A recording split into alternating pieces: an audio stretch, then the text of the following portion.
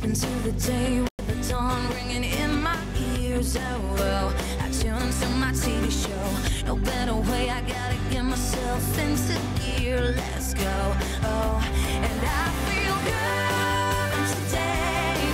When I wake up in the morning, Expresso. I feel good today.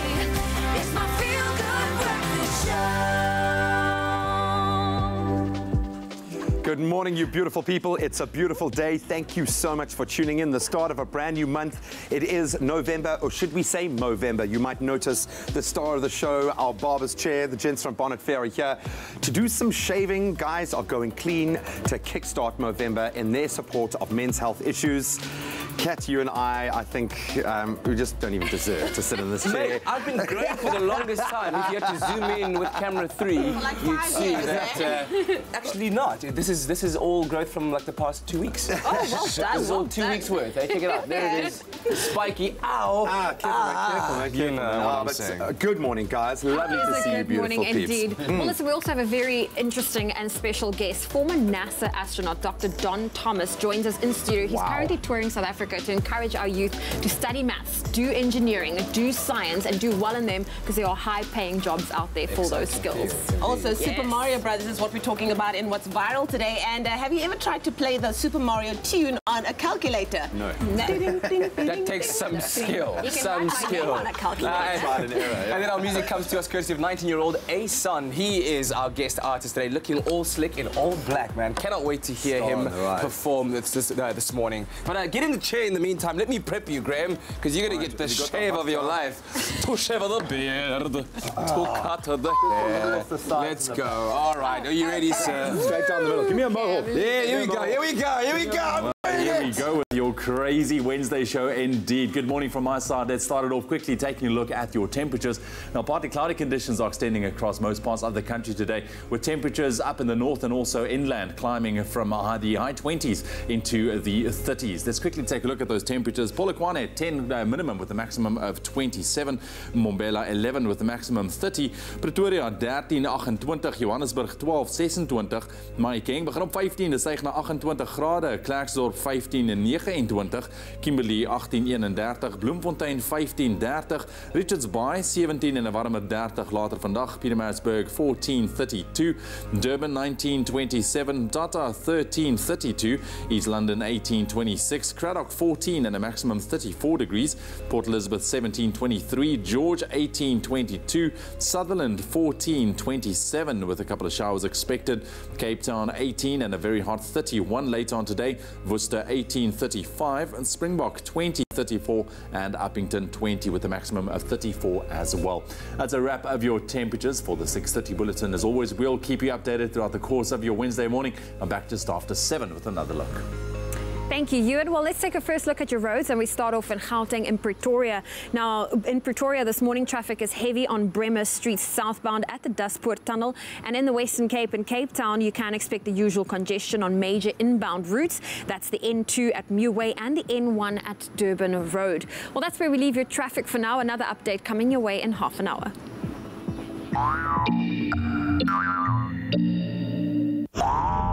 Effaflu C Immune Booster from Pharmadynamics. Effective, affordable healthcare.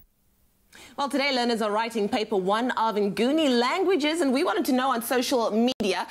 It's all about languages today, and also IT theory. Have to remember for matrics. But we wanted to know which language papers will you be writing.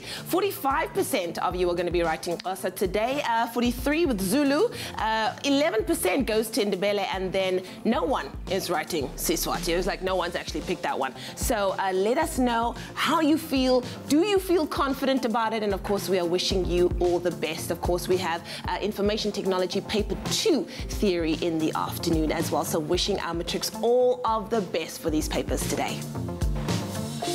Alrighty, there's lots of excitement, as you can see, on our Feel Good Breakfast show today. This man over here, our show producer, Mr. Paul van Deventer, first up in the chair to get a shave. Give him a dry one. Should I dry one?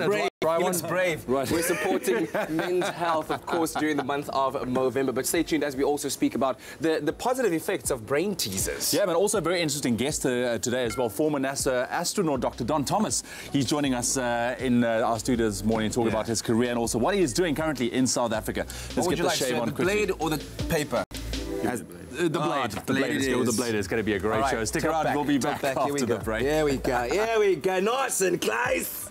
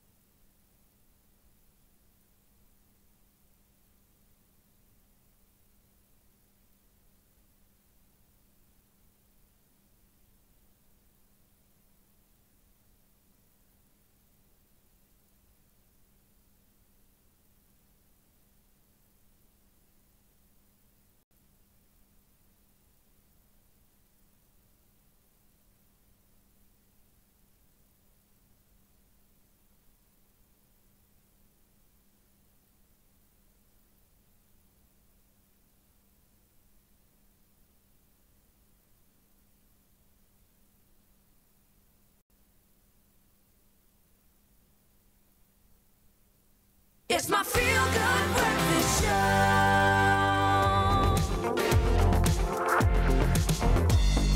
Welcome back to your Feel Good Breakfast show. That tune means one thing and one thing only. Time for us to find out what our local stars have been up to in Mzansi-Wood, and I believe it's good news. It's such good news. I'm so proud of this girl. She was on our show last week. The super talented Shekinah, you know, she blew us away when she performed for us last week and Friday. And there's another exciting gig lined up for her. Taking to Instagram yesterday, the suited hitmaker confirmed that she will be the opening act for none other than John Legend in South Africa on his South African leg of his Darkness and Light tour. She also added how grateful she is for the amazing opportunity and, of course, thanking God in a short but sweet caption. One of South Africa's best with one of the world's best. Wow. I think that's pretty legendary stuff. Well, I think everyone that doesn't have their tickets yet, they're like, come, let's get our tickets now. And I think it's sold out. I think those tickets are completely. He added one more performance down here in Cape Town. Yeah. But yeah, I don't know. But yeah, Shekinah, man, up there with the best. Yeah, if you weren't going to go now, you should go, because one of our owners actually going to maybe even steal the show. Hey, come on. Stand outside the venue, trying to... Don't be that person. Also staying with the international talent, none other than Russell Simmons has touched down in South Africa. Of course, the baby daddy of Kimora Lee. The iconic mogul was spotted arriving at OR Tambo International Airport yesterday as he sets foot in Mzansi to take part in a knowledge summit that is happening in Jozi this weekend. Simmons, who is one of Hollywood's most influential celebrities, is said to be in great spirits and excited to be spending time in South Africa as well. I like him. He's very inspirational and very outspoken on Instagram as well about a lot of the stuff that's happening in the world. So yeah, definitely worth listening to. Well, enjoy your time in South Africa, Russell. Yeah, absolutely. Thank you so much, Leanne. It's a roundup of your local entertainment news on your Feel Good Breakfast Show right now. Let's put the spotlight on the parents and the kids next. Logic games, from crossword puzzles, word searches and chess to the more modern versions of the brain games that come in a box possibly, or I think very often on a tablet. They give the brain a fabulous workout. So today we're going to chat to our creative parenting expert Nikki Bush about why we need to give our children the opportunity to stretch those brains, exercise that grey matter. Nikki, welcome as always. Thank you so much for bringing such cool toys. I can't wait to delve in there. But let's start first with why it's so important to exercise the brain in our child. Well, Graham, our brains are plastic and elastic, and none more so than in childhood. So children can learn things much easier the younger they are, but actually we're talking about brain games, and they say that doing anything new and novel is great for delaying the onset of things like dementia and Alzheimer's. Just get right in there. Yeah, so this is a muscle up here. And when we play brain games and logic games, it's all about problem solving, reasoning, and critical thinking skills. I love that. We want those synapses to start firing off, creating all those new neural pathways. You've brought some very cute-looking games, which I'm guessing are a great way to disguise some serious learning capability. Absolutely. So take me through what you brought here. Okay, so the first one here is actually called balance beans, and all these cute little beans with little emojis. How's that? Yeah, okay, that's a good sell. So really what we're talking about here is balancing the seesaw. It's equations. It's actually algebra. Now, I hated algebra. I don't know about you, but it was not my strong suit. So I wish I'd had something like this. So here is the problem card. We've set the little seesaw up according to... tells you how to do the red beans. So that in itself is copying, which is problem solving. Right, then we've got to use these 2 orange beans and the 3 blues. Can you balance this? And it's going to make you kind of, as you say, it gets tactile. I'm just going to literally go for... Yeah, so it is tactile. Like, what's important is that it's tactile. And you're doing. You're taking action, and you're proving through failure and experimentation whether you can actually get this to balance or not. Shall I give you some help? If I can get my little beans. Oh, but I need all 3, yeah. Oh, yeah, you need all 3. See if I can get it. Okay, so it's trial and error. Now, I happen to have seen a solution, so I can do a quick fix here. Wait for it, wait for it. Wait for it, wait. You see, so you're pushing. Oh, well done, well done. Now, this one just happens to have a few different solutions. I think the one that I've seen is something like that. Oh, wow. So it's teaching spatial awareness as well. There's this is all spatial planning. So there we go. We have our little solution. That's the one that I've done. Oh, cool, But if you also have a look here, how clever is this? It's got little 1, 2, 3 dots over here. If you actually do multiplication, so 3 times 3 is 9. 1 times 1 is 1. So that's clever. 10. And if you do the multiplication on this side, it also equals 10. It balances out. So it's teaching you the algebra behind the physical. Exactly. Oh, but that was actually just a game of logic. And it goes from easy to medium to hard to super hard. So the whole trick is to actually get kids to work through levels of difficulty. At what age would you start playing a game like this? That one from about grade 1. Okay. So you're 6-year-old. So I'm right ahead of the curve there. That's brilliant. Variety is also something that you talk about so often, that, you know, within routine, children can become bored. Why, when it comes to these sorts of games, is variety so important? Why does a deck like that have a million different, you know, and that's just with one game? So obviously this, the levels of difficulty must change to push a child and to get them to start from easy to go to more difficult to build their confidence. But you know what? You're not always going to have a table to work on. You might be in the car. So this is a little junior Rubik's Cube where we have to get the little monkey's face all together on one side and get a full yellow block on the other side. Now, I was also useless at these things. But these that's universal. I think everyone is. Yeah, but some people do these in 2 seconds, you know. But this is doodling. So while mum and dad are driving and we're in the traffic, I can actually be taking my brain to gym, which is fantastic. And again, it's using the left and the right hand as well, so you're engaging both hemispheres of the brain. I love that. Coordination, spatial planning, problem solving, all important stuff for when children go to school. We want to get them actually confident at their problem-solving ability before they hit the maths classroom, before they hit the science classroom. Prime them for those vital years, and it's just so much fun apart from anything else. So I think it's going to be easy to engage. We're going to continue our discussion about getting that mental training in as early as possible. Look at a couple more games. Nikki, always awesome to have you here. Hopefully this has got you thinking of ways that you can start stretching not only your own brain, but starting as early as possible with your child as well. Well, as you can see, our Expresso Shave-a-thon is firmly underway outside. The gentlemen getting their beards and moustaches shaved, all in honor of Movember. But right now, this is an Expresso first. We're about to take off, break through the atmosphere, and enter space. I never thought in my lifetime I'd ever have the chance to sit down face-to-face with a real-life astronaut. This is something spectacular, and we're very, very lucky to be joined by Dr. Don Thomas, who was at NASA for 20 years and has completed 4 missions to space and clocking in about 1,040 hours during that time. And he's in South Africa to speak to schools on behalf of an NGO called Living Maths. Dr. Thomas, thank you so much for being here. It is great to be here with Expresso this morning. Thanks for inviting me. And just as I was saying that intro, and just kind of trying to picture in my mind all the wonderful things you've seen, all the wonderful things, the stories you have to tell. I can only imagine what that tour is going to be like when you're speaking to kids at school. So tell us a bit more about what brings an astronaut to South Africa. Well, I'm here with Living Maths, and what we do working together is trying to get young students excited and inspired to study math, science, engineering fields. Yeah. And so we've been going around the schools, and we'll be doing that over the next 2 weeks throughout South Africa. And I show them pictures of the Earth from space, tell them about what it's like to live up, work up there. And I tell them my message about never giving up, always following your dream, and just never giving up on that. Now, if one were to take it back, you were telling me earlier on that you dreamt of being an astronaut and being in space from the age of 6. What was it about science and space that fascinated you so much? When I was 6 years old, I watched the first American launch into space at my school, and as I watched that, I just said, I want to do that. So I just had that dream of going in space. I love the idea of going places where no one's ever been before, exploring new worlds.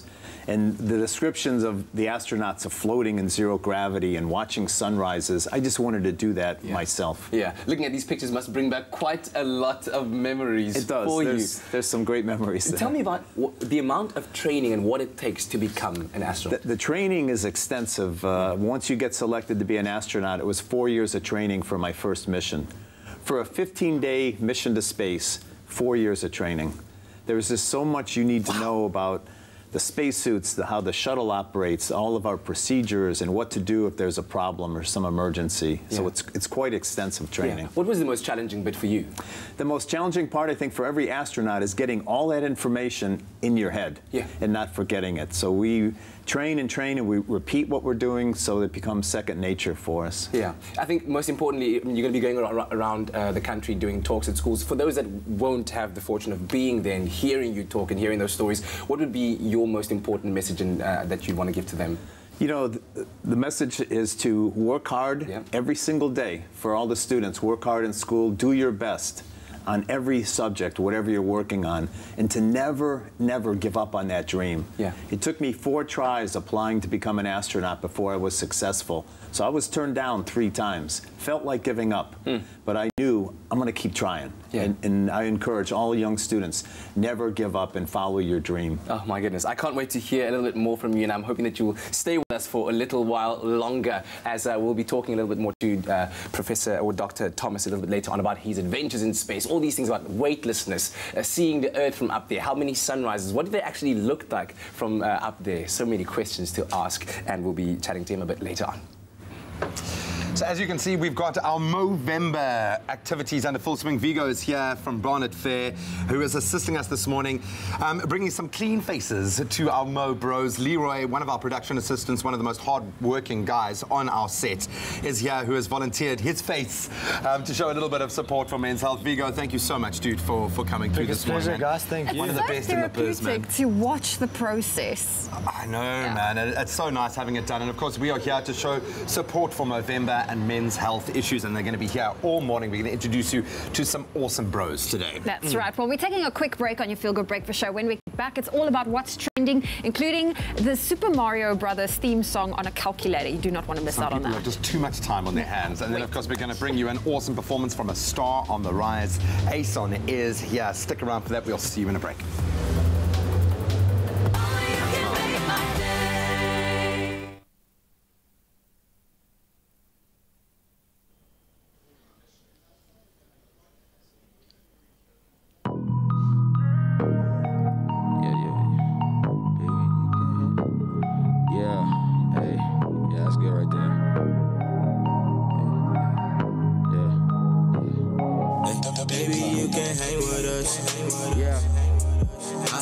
You hate to love, yeah. I'm on, girl, I'm blowing up, yeah.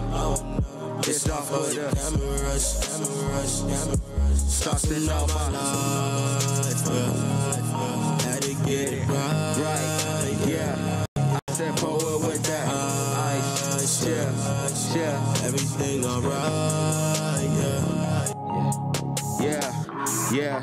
yeah. She wanna go, she be slipping, okay, out of her clothes, hey, she open, yeah, into a soul, I got bands, yeah, she tryna, and I got women in the city, yeah, all the ones who keep it litty, yeah, all the ones who really down, hey, tryna get the vippy, yeah, they got the free drink, free smoke, we low, she know, she got champagne, she po, VSOP, she take it down to her, hey, I be like, baby, how you get here, girl, where your friend at, don't act too crazy, that, get your sandbag, black tie dress on you, gotta flex that. Tell me your name, how you spell that? Thirst out here, got the next snap. Cool as they come, got your own, you gon' spend that. Baby, you can hang with us. Yeah, I know that you hate to love. Yeah, I'm on, girl, I'm blowing up. Yeah, it's all for the cameras. Yeah, and I've been saucing all my life. Yeah, had to get it right. With that ice, yeah. Everything alright, yeah. No, everything alright now. Any girl get her right now. And the boy that they bite, ayy. Low boys on fire now. Full circle like some tires. Roxy P, that design. Diamonds dabbing, how.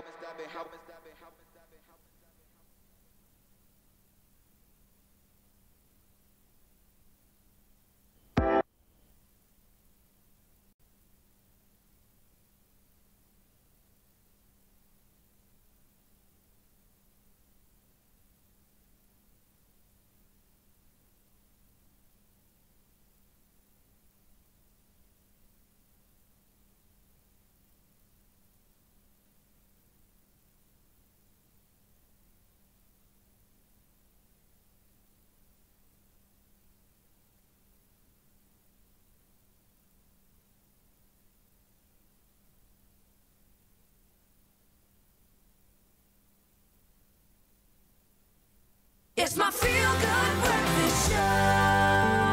At Samsung, we develop technology so you can live life. Samsung, a way of life.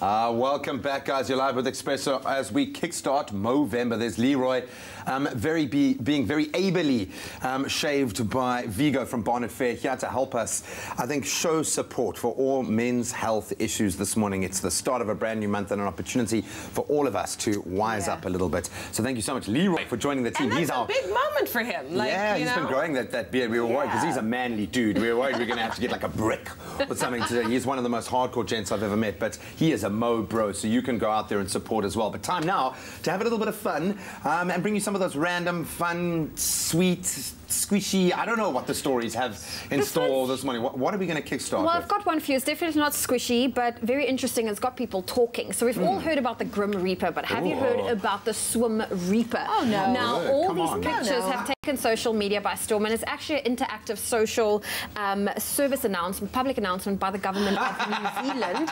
And it is to encourage people not to do dangerous things when in the water. I mean, silly season is coming up. Though. It's a way to get people talking, but also for you to realize, you know what, the water is dangerous. Yeah, man. Like if I saw the Swim Reaper, I would just, you know. Even if he was making a cute little heart for you like that? No, because he's like, I'm going to get you. Get out of here. All right, there are really some iconic tunes out there, but one of the most iconic in the world is do-do-do-do-do-do. And a guy decides to play the Super Mario Brothers theme song on 4 calculators that shows you that maths really can be fun. Get out of here.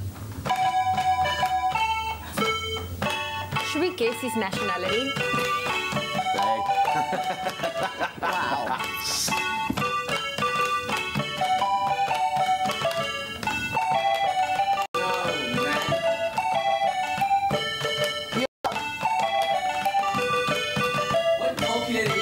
I can't. And the answer is can't. pi. I bet you ended up with pi at the end of that, man. That is insane. How? Does he not have a job, maybe? Or maybe that part of his job is just having 9 calculators on hand and he discovered it randomly.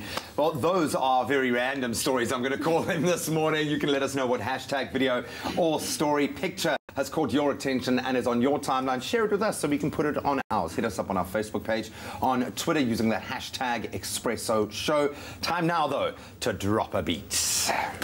Yeah, time for some real music right about now from a real musician, 19-year-old Asen, who grew up in the United States but now has moved to South Africa to reconnect back with his African roots. And he's going to show us what his skill, what his flow is like. Here he is performing Balenci Baby. Yeah. Hope everybody's going to have a good time right now. Hi, Mom.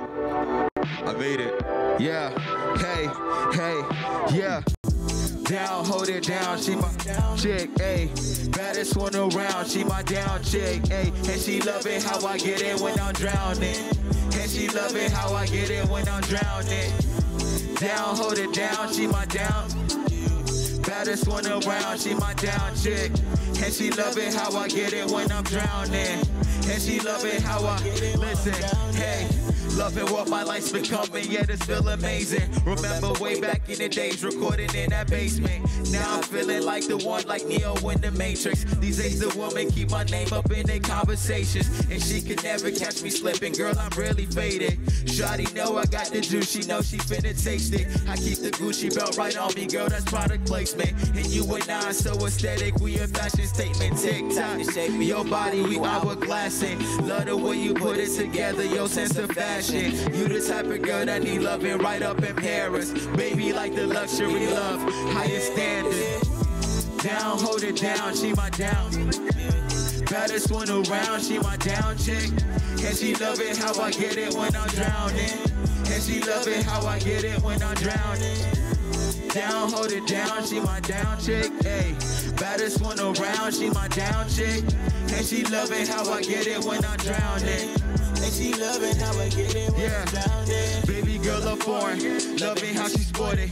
Baby killing on them like she's sitting on the toilet. Ayy, to these boys I'm ayy, to these girls I'm for it. I say I want you and you want me. I shoot shot, no I'm scoring sweat. Super rare like a Cuban that's been imported. These stay on your grill like a foreman, you straight avoid them. I know that they not important. You touch into my recordings, I treat it like it's all mine. And I'm leaving that orphan, it's opening like the mine. My eagles intertwined by the oceans that you stay flowing. I know that you're doing fine. Show me what left them hopeless. I told you I'm not them guys, but you been down for me. You ain't down to the afterlife. Hey son, down, hold it down. She baddest one around, she my down chick, yeah. And she love it how I get it when I'm drowning. And she love it how I get it when I'm drowning. Down, hold it down, she my yeah. Baddest one around, she my down chick. And she love it how I get it when I'm drowning. And she love it how I get it when I'm drowning. Hey, hey, hey, I said, hey. When she get it, hey, I said, hey, yeah. on your Feel Good Breakfast show. Thank you very, very much, man. Yeah. All right, dude, so tell me a little bit about yourself. I understand you are originally from Mozambique, right? Yeah. Looking at that picture, I'm like, yeah, man, okay. Yeah, yeah, I grew up in Mozambique till I was like 7 years old, and I moved to the United States.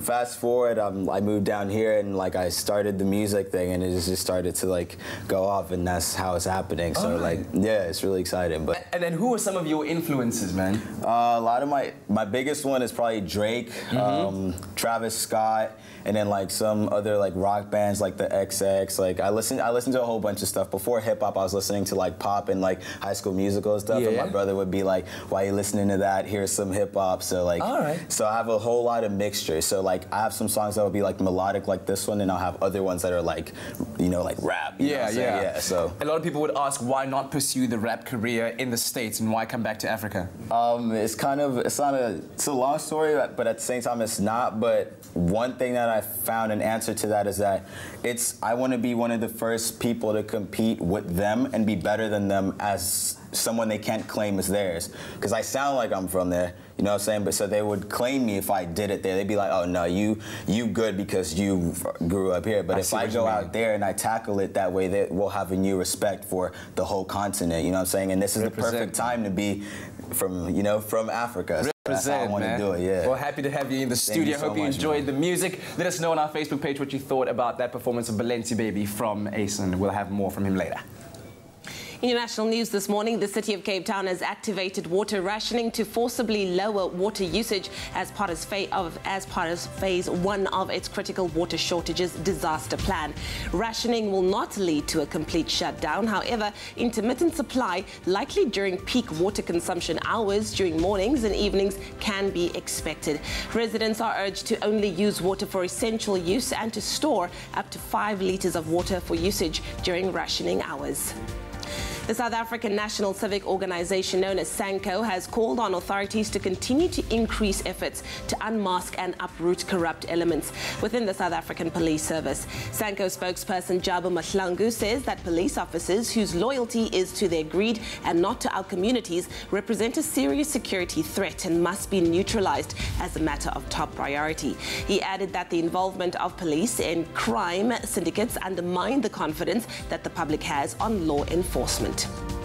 Now moving further abroad, the United Nations has revealed that the amount of carbon dioxide in the Earth's atmosphere grew at a record rate in 2016. The annual greenhouse gas bulletin showed that the increased levels, which has not been seen for millions of years, has potentially fueled a 20-meter rise in sea levels and added 3 degrees to daily global temperatures. The current growth rate is 50% faster than the average over the past decade, driving CO2 levels 45% above pre-industrial levels. And then finally, Catalonia's ousted president has said that he will not seek asylum in Belgium after Spain threatened to charge him with offences that could put him in prison for decades. Carles Puigdemont said that he had travelled to Brussels for freedom and safety and vowed to return immediately if Spain guaranteed a fair judicial process. He spoke as Spain's constitutional court suspended Friday's declaration of independence by the Catalan parliament, and the Supreme Court said that it had started proceedings against parliamentary officials over their role in the disputed referendum held on the 1st of October. Well, that was your 7 o'clock news update. Let's get our very first look at what's happening in the world of sport. Here's Graham.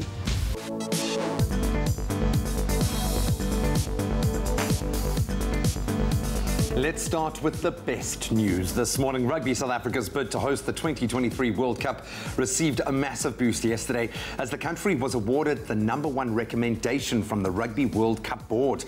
Now, after an in-depth analysis, South Africa's bid earned a leading recommendation rating of 78.97%, France finishing second with 75.88, and Ireland scoring 72.25. So the official vote and announcement for the 2023 Rugby World Cup will be made on the 15th of November, so it's just around the corner.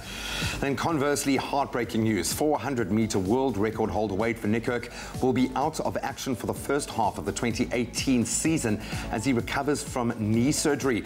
Van Niekerk will face 6 months of rehabilitation after sustaining a knee injury during a celebrity rugby match in Cape Town last month. The lengthy layoff means that Van Niekerk has been forced to withdraw from next year's Commonwealth Games in Australia. Then on to the beautiful game. SuperSport United jumped up to 10th 10th place on the Premier Soccer League table last night after a dominant 3-0 win over Golden Arrows. Goals from Letsolonyane and Modiba sealing all 3 points as SuperSport claimed their 3rd win of the campaign in 5 games played. Some other results coming out of last night's action: Kaizer Chiefs and Polokwane City, they played out to a goalless draw. Bloem Celtic, having a good season thus far, earned a 1-0 win over Maritzburg United. Then staying with football on a much bigger stage, Bayern Munich held on to 2nd place in Group B of the UEFA Champions League, earning a 2-1 win over Celtic last night. After Bayern took the lead early in the first half, Celtic drew level in the 74th minute. However, that scoreline didn't last long as Bayern found the winner 3 minutes later. And last night's other results: Roma beat Chelsea 3-0. PSG earned a 5-0 win over Anderlecht, while Barcelona and Olympiacos, they shared the spoils in a goalless draw. Of course, the big one to look out for tonight: Tottenham Hotspur, they welcome Real Madrid to Wembley. And that's where we leave our sport for today.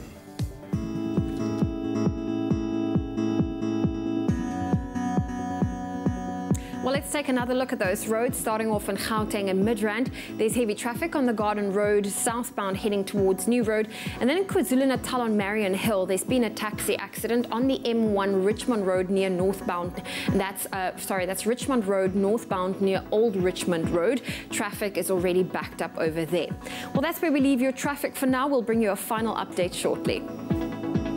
Thank you so much, Zoe. Let's quickly get into your weather and those temperatures. Once again, it's just after 7 o'clock, and it looks like you can expect mostly partly cloudy conditions across most parts of South Africa, with inland temperatures reaching the mid to high 30s. So nice and warm day expected.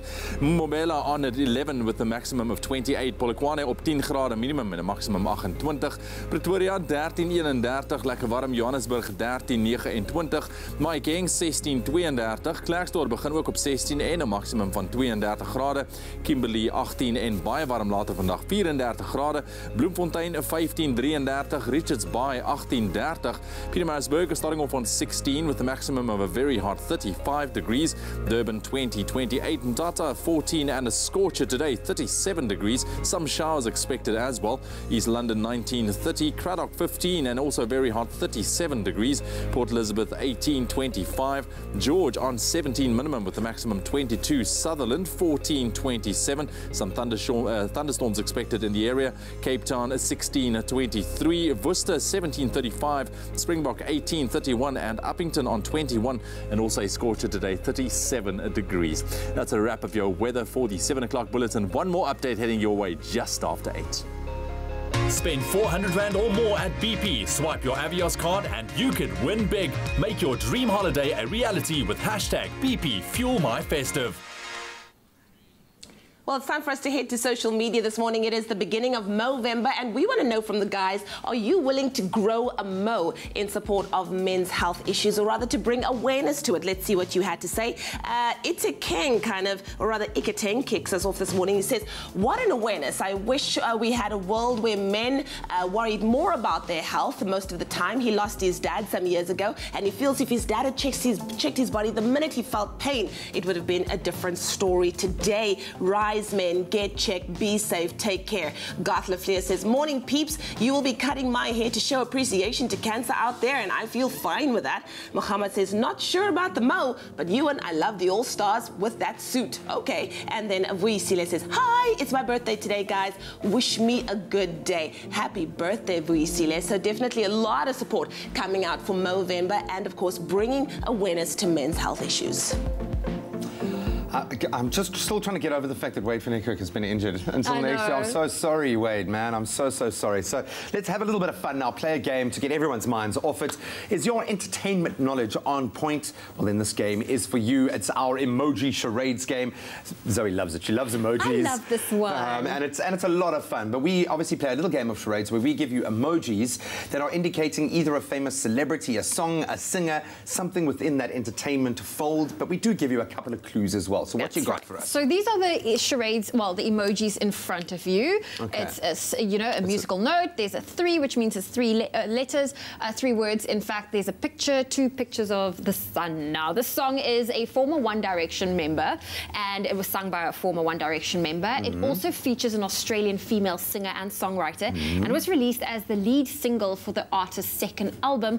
It also features as the official trailer for the film The Mountain Between Us. Mountains Between Us with Idris Elba. Okay, we might have given it away with that one, but it's a brilliant song, so you can go and listen to that and let us know. If you think you are on the money, hit us up on Facebook or Twitter using that hashtag Expresso Show.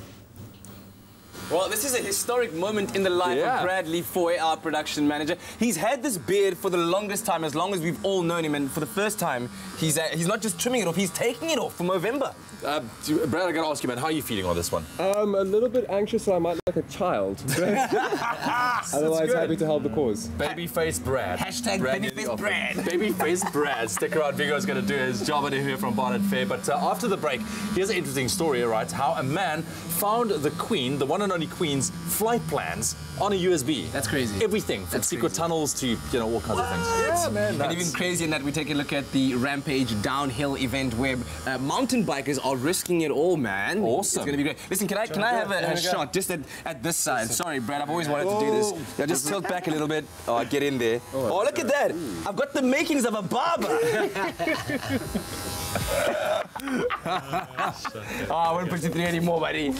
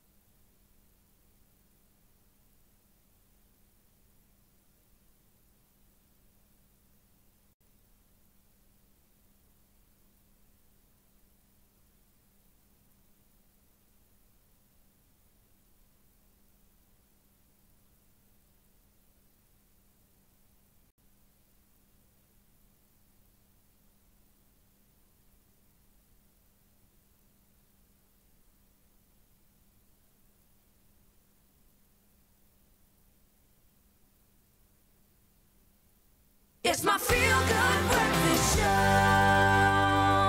Welcome back to your Feel Good Breakfast Show. It's the 1st of November, which also means it's the start of Movember. Our gents are outside getting cleanly, well, being shaved cleanly to, you know, start off the journey of Movember. And of course, that's all to shed a spotlight on men's health. Well, it is now that time of the morning for us to turn our attention to some tech updates. Exactly, and this is something that I think a lot of people go through. So for a long time, scientists have tried to understand how suicidal thoughts work, and a new breakthrough using computers might help diagnose mental health conditions and pick up suicidal thoughts early. Now, using brain scans on 2 groups of people, one having had suicidal thoughts and the other not, scientists were able to extract data which they fed into an algorithm. Now, this algorithm was then able to predict when people were having suicidal thoughts up to an accuracy of 91%. What's even more interesting is that the algorithm was able to detect who had at some point had suicidal thoughts or attempted suicide 94% of the time. Now, for medical purposes, 91% isn't really conclusive enough for the technology to be implemented at this point, but it is a stepping stone towards better diagnosing conditions and suicidal tendencies, and I think that that is absolutely so awesome. I think it's very, very important because I do know a lot of people struggle with that as well. Yes, I think it's incredible, and as time evolves, I think they'll just get closer to getting that 100% accuracy rate that they're looking for. Well, sticking with technology, something very, very interesting. So an unemployed man found a USB stick outside of Heathrow International Airport, and what's on that USB is probably the most sensitive information that anyone could possibly put on there. It is detailed information about the airport security, including the Queen's travel plans. I mean, it's 2.5 gigs worth of encrypted details, including maps of the airport, security cameras, protection measures for the Queen, maps of airport tunnels and escape shafts, and officials are still trying to figure out how did all that sensitive information end up on a USB stick, and how did that end up outside of Heathrow Airport. So a lot of investigation going on, but of course, luckily it landed in the right hands, and I think it was turned in. Hopefully he's no longer unemployed, but that status can be changed to employed. Wow. Whew, that is some strange stuff. So crazy. But yeah, that's what's happening in the world of tech daily news. The truth is that not many people understand what it means to have your identity stolen. And this kind of theft is growing as a phenomenon. More and more people are finding their records being compromised, which can then affect their future financial transactions, can even result to you being blacklisted. We're joined again today by Culinary, CEO of SABRIC, the South African Banking Risk Information Centre, an incredibly useful resource to all of us to tell us a bit more about identity theft. It sounds so dramatic. It is pretty dramatic when we look at the repercussions. Welcome back. Always great to have you here, although it's always serious business that we get into. How prevalent is identity theft in South Africa? Well, firstly, identity theft is not just a South African problem. You know, it's a global problem. It's absolutely prevalent because criminals are looking at every opportunity they can to steal any bits of private information, you know, personal information of potential victims. You know, they would, whether they get it from social media sites, whether they get it from your dustbins, dumpster diving is a very common thing that we find as well. So very prevalent. Unfortunately, you can't put a figure to it because there's so many instances of it, and it manifests in so many different forms and types. I know you've touched on it very loosely, but what are the tactics that they use? Because far too often we volunteer this information. That's where it starts with us kind of opening that window. How are identity thieves getting that information? Sure. Unfortunately, you know, when you and I as individuals provide this information to the criminals, we do it unknowingly. So what happens is that criminals use various means to try and get this information from you. Phishing, smishing, vishing, where they make phone calls to you purporting to be somebody else, go into your dustbin when you throw out documents that have personal information of yours. That's why we always say to bank customers, shred documents before you put it into the dustbin. Burn it. Burn it if you have to. If you don't have a shredder, burn it, really. How much of an impact has social media had on this? How much of a resource is this for those skillums? It's been a great source of information for criminals because, unfortunately, people don't protect themselves online. You know, when you're posting all kinds of things about yourself on different social media platforms, you don't set your security settings at the highest levels. You allow everybody to see it. Now, people forget that if you don't restrict who can view your posts, and if you leave it to friends of friends, you don't know who their friends are. And so, of course, the circle gets bigger and bigger, and more people have access to it, and that's what the criminals are hoping for. Very quickly, what should we do? What's the first step if we now discover that our identity has been stolen? Well, most importantly, you should contact the South African Fraud Prevention Services. They would be able, they record the fact that a person's ID has been stolen or somebody's assumed their identity, so that if anybody comes to check against that particular profile, your profile, they'll be able to see that this ID was stolen. If somebody is using or assumed your identity, it'll already create that early warning. Also important to notify your bank so that they also have record of it. And if your identity book has actually been stolen, then obviously you need to go to the Department of Home Affairs as well. Sure, thank you so much. Very important information. Always verify any requests, especially someone posing to be from your bank. Any requests for your personal information, rather be safe than very sorry in this case. For more tips on banking safety, visit the SABRIC website and their Facebook and Twitter pages as well, so you can #Wise Up, Watch Out. Wise Up, Watch Out. Now listen, nothing puts a bigger smile on my face than a leisurely bicycle ride down the promenade. You know, the ocean on the one side, chilled, dogs nice, running and children laughing on the other side. But for some people, that's just plain boring. Absolutely. So here's one mountain biking event that definitely is one for the thrill seekers. It lives up to its name. It is literally seeing mountain bikers racing down a mountain, causing some serious hair-raising moments. Considered one of the biggest mountain biking events of the year, Rampage is an invitation-only free-ride mountain bike competition where navigating sandstone cliffs takes on a whole new dimension. This year, 21 of the world's greatest riders descended on the rugged terrain of Utah in the United States to battle it out for the title of the Rampage Champion, marking the 12th edition of the annual downhill competition. The usually peaceful landscape of the Zion National Park was bombarded with passionate mountain biking fans who were treated to 2 days of unbelievable gravity-defying jumps and groundbreaking stunts. In a unique event in the elite sporting world, Rampage Downhill Mountain Biking sees the competitors create their own paths, drops and jumps down the mountain as they attempt to score the best points from the judges. As a result of this create-it-yourself approach, no two riders' paths down the sandstone ridges were the same. Riders are judged on 4 sets of criteria, which focus on their line of choice, airtime, tricks, style and speed as they make their way down the mountain to the finish line below. While 21 riders may have stepped up to the starting line this weekend, only one could walk away with a trophy, and this year it was Canadian Kurt Sorger who came out on top to claim a history-making 3rd Rampage Downhill title. Having already conquered the daring Zion National Park terrain in 2012 and 2015, the Canadian powered to a score of 92.66 in his first run, putting him far above the rest. Pretty speechless at this point.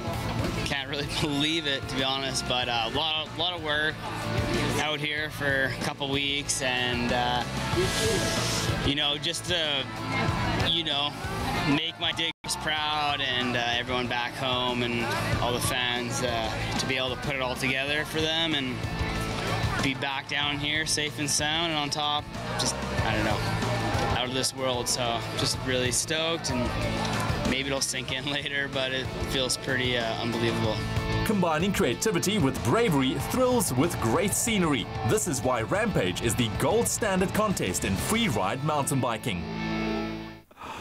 Movember in full swing now. Mr. Foy is starting to look like a 12-year-old boy. He is one of our Mo Bros. Vigo doing a brilliant job here from Barnet Fair. Thank you so much, gents, for showing your support for men's health issues, and you can do the same. But we're going to take a quick break. When we return, Dr. Don Thomas is here, NASA astronaut. Unbelievable, man. Unbelievable indeed. And then, of course, we'll also bring you highlights from the International Cape Town Kite Festival. You do not want to miss out on anything coming up on your Feel Good Breakfast show. What's your dream holiday? The call of the wild at a game lodge, or living it up among the bright lights of a big city? Well, make that dream holiday a reality with #BP Fuel My Festive, and you could win one of 21 dream holidays every week from 2 October until 15 December. All you have to do is visit a BP fuel station, spend 400 Rand or more and swipe your Avios card. You can get your Avios card for free at BP and swipe to enter the greatest festive competition. #BP Fuel My Festive.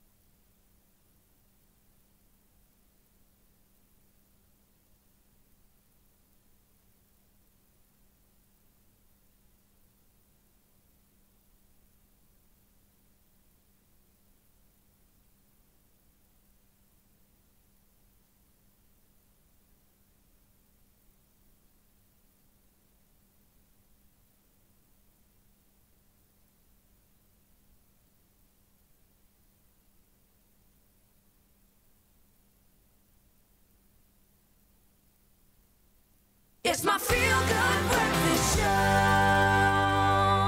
Welcome back. You're live with Expresso, and if you haven't heard the good news already, BP is giving you the chance to win your dream holiday. By swiping your Avios card when you fill up with 400 Rand or more at any participating BP service station, you're automatically entered into the draw and stand a chance of winning one of these dream holidays. If you don't have an Avios card, what are you waiting for? All you need to do is collect one from a participating BP station, register it on avios.com, and then just start accumulating those entries by swiping your card every time you fill up for 400 Rand or more of petrol. Now, on the line, we've got one of our awarded winners so far to tell us what she plans to do with her 300,000 Avios points. Can I get a resounding applause for Nkobile Bango? Woo! Nkobile, very good morning. Congratulations. How are you feeling? Good morning. Thank you so much. I'm feeling very, very excited. Oh, we are so happy for you. I mean, 300,000 Avios points. We've discussed it with travel bloggers. That can pretty much take you anywhere in the world. How easy, first of all, was it to enter the competition? It was very easy. What I've done is, which I always do anyway, is going to a BP garage and I put a petrol for more than 400 Rand and I swiped my Avios card.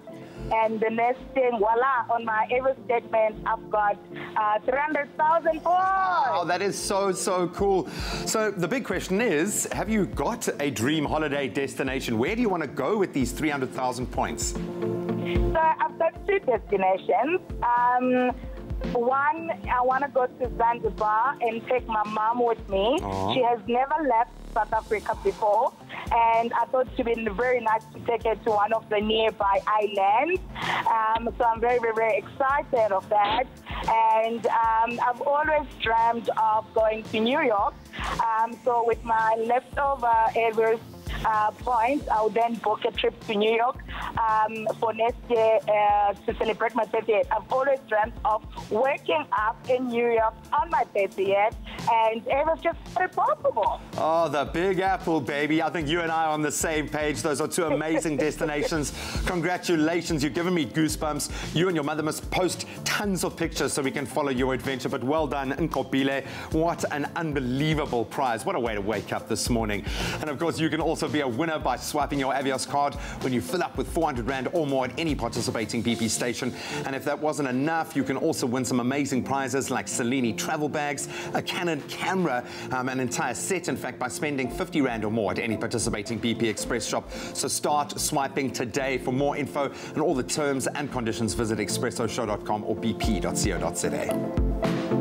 Well, about once a year, the Mother City skies are adorned with mythical creatures, birds, and bursts of color. Absolutely. We're talking about the Cape Town International Kite Festival. We had some of the kite makers on the show as well just before the festival, taking a look at some of their designs. But this festival really harnesses the art of traditional kite making, bringing smiles across the board to all of the festival goers, and it supports a very worthy cause, the Cape Mental Health Organization.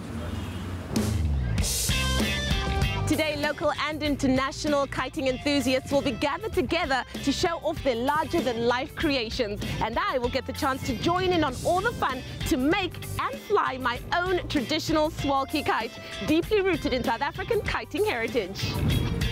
Now in its 23rd year, the Cape Town International Kite Festival is Africa's biggest celebration of kiting, with both modern and traditional kite designs filling the skies. So what are we doing here today? Because I heard that I'm making a kite. Okay, today we are going to be making a Swalkie kite. Swalkie kite? Why does it have the name Swalkie? So we call it the Swalkie kite because it looks like a swallow, so a swallow kite. So I've already made the body for you.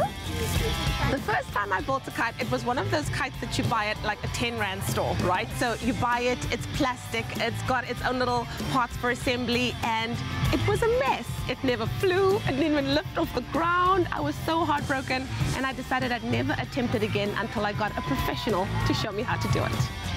The teacher that I met today was amazing. Her name is Bilkies. She's so cute. She's only 19 years old, but she is a beast when it comes to making kites. We will put glue on this piece. On this frame over here. How long have you been doing this now? So I started making kites when I was in grade 4, so probably when I was 9. Wow. And it really started with a school project, and then my dad was like, he's been making kites for as long as he's been alive, because my grandfather always used to make kites, and his great-grandfather used to make kites. So I think it's something that just gets carried through our family. So some of the challenges that I faced today was making the actual kite. The glue is a problem. You've got to make sure that you really cut the paper well and then stick it in a way that it's not going to leave any air bubbles, because you don't want your paper to tear. Fortunately, I did not make that mistake. If you find yourself getting an opportunity to make a swalky kite, my top tip would be just have fun with the moment. It's so much fun. And we are done. Woo! Now we've finished the outer wings of the kite, and I think it looks pretty good. I think this looks absolutely amazing, and then all we do is we'll repeat the process again in all of the different panels of the wings. And it might take a while, so we have finished the kite for you, because I can see you're very excited. I'm so excited. So we have one for you over there. Awesome. So do we get to take that one out and fly it? You ready to go fly the kite? I'm ready to go and fly the kite. Let's go. Good teamwork. The festival is also the biggest mental health awareness event in the country, and this year's theme, #RightToFly, celebrates every person's right to realize their true potential. Ingrid, what is the importance of this festival? For us, it raises much awareness about mental health, mental well-being. That impacts on all of us, as well as raising awareness about mental disability, specifically children and adults living with intellectual disability and those living with psychiatric disabilities. Also to raise much needed funds for us as an organization to provide services in dire communities who can't afford mental health care. And we believe that every citizen in our beautiful country deserves to have access to free mental health care. Kite experts and enthusiasts from China, England, Germany, the Netherlands and even Poland flock to this event to demonstrate that almost any design can fly. Kiting is such a great sport because it involves all the family and it takes us all over the world. It's a really nice, it's fresh air, and it's all the sort of things that you want to do. You want to incorporate the children, you want to incorporate grandchildren, you just want to spend time with people. My experience of the Cape Town International Kite Festival this year, it's been fantastic. This is our 5th time and we always enjoy it. For Leanne, her dream of flying a kite finally came true. To like ensure that it doesn't fly always, you can pull it back and then like let go. There she goes! I can't believe I'm flying a kite again. Okay, come back. No, you want to pull it this way and then... Oh, you can pull it that way? Okay, all right. Wow. Oh, she just wants to go the other way. She's all over the place. My highlight of today was just seeing Cape Townians coming out to support an incredible cause. They brought their families, they had fun with their children, great music, great food, really a wonderful atmosphere today. It was such a wonderful experience, and I can see why people spend their whole lives doing this and why they fall in love with the process. These colorful kites are a reminder that although we are all different, we all deserve the care and support to fly. Yeah, well, from flying kites to taking off into outer space, Dr. Don Thomas is here on a South African tour with an organization called Living Maths, and here to inspire our young people to dream big as he did once in his life. And look at where he is right now, a certified NASA astronaut who's been on 4 missions, and he's been regaling us with stories of the most wonderful things that he's seen. But what I wanted to ask about was something called the overview effect. And if you could explain that to us from somebody who's actually experienced it, what is that? Yeah, once you leave Earth and get far above it, from a couple hundred kilometers to thousands of kilometers, your perspective of the planet changes. And I think for every astronaut, it changes in how you view your place on the planet. I grew up in the city of Cleveland, Ohio, so I used to always tell people, I'm from Cleveland. That's how I identified myself. Today, I say I'm from Earth. And it doesn't matter to me what city you're from, what country, what continent, what religion you follow. None of that matters. We're all Earthlings here. And we all need to take better care of our planet. And every astronaut who goes to space, they come back with that more global perspective. Yeah. You know, we're all similar. And speaking of which, you were telling me earlier on about some of the most beautiful things that you have seen from outer space. I've seen the top of Mount Everest 25 times with my own eyes. I've seen Victoria Falls. I've seen Mount Kilimanjaro poking up through the clouds. you know, the Amazon rainforest, the Great Barrier Reef. The list just goes on of amazing sights that I've seen with my own eyes that as a young boy I only saw in books. That we now see in Google. Google. Doctor, I have to say, you're not just inspiring young people. I think most of us have been inspired, and I love the way that your eyes light up when you go back into that headspace. We've had so many, first of all, messages of inspiration, of thank yous coming through. So thank you again so much. A couple of questions here coming in online. You mentioned that overview effect, but how does it feel? This one coming in from Nabella Norbert saying, my question is, what comes into your mind every time you fly? What is the first thing you think about? It must be terrifying. When you're strapped onto the rocket there waiting for countdown, you know, it's very quiet, peaceful time. You know there's a risk that this thing could blow up any second. So I always tell people I'm about 10% scared out of my mind and 90% just pure adrenaline. Let's go do this. So any astronaut who tells you they're not scared during launch, they're either lying or they're crazy. Those are the two options, because you should be respectful of the danger that you're going through. And you guys are so well trained by the time you get to that We're point, well you know? trained, training for a number of years before your mission. You're ready to go on launch morning. And this one, I'm going to get quite controversial here, because this one, I think it really does underpin why you're here to inspire. Stephen Ballmer saying, should governments not rather be spending the money on our own planet and finding solutions for problems here on Earth? Well, we find a lot of solutions for problems on Earth up in space. So we do a lot of research up there on, you know, medical issues, you know, why we lose our bone strength in space. Many senior citizens, people like myself, lose our bone strength and muscle strength. So we do a lot of research in space that benefits us, and it's a small fraction of the budget of the United States. Less than 1% of our money goes into space exploration, and it provides so much inspiration. I got inspired as a young boy to become an astronaut, and it propelled me. I worked hard in school. I tried to do my best every day. I went and got my PhD, all because I was inspired. So there's a lot of power that comes from space exploration, and I think it's a great, great investment. If I may ask this, what would be the one thing that you'd say would be the most important takeout from your entire career and your investment of your life into space exploration, into being an astronaut?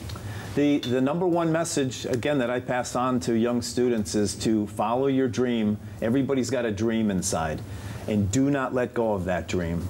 It took me 4 tries applying to NASA to get into the program. I was turned down 3 times in a row, but it was still that passion, that burning passion inside. It's like, I want to do this.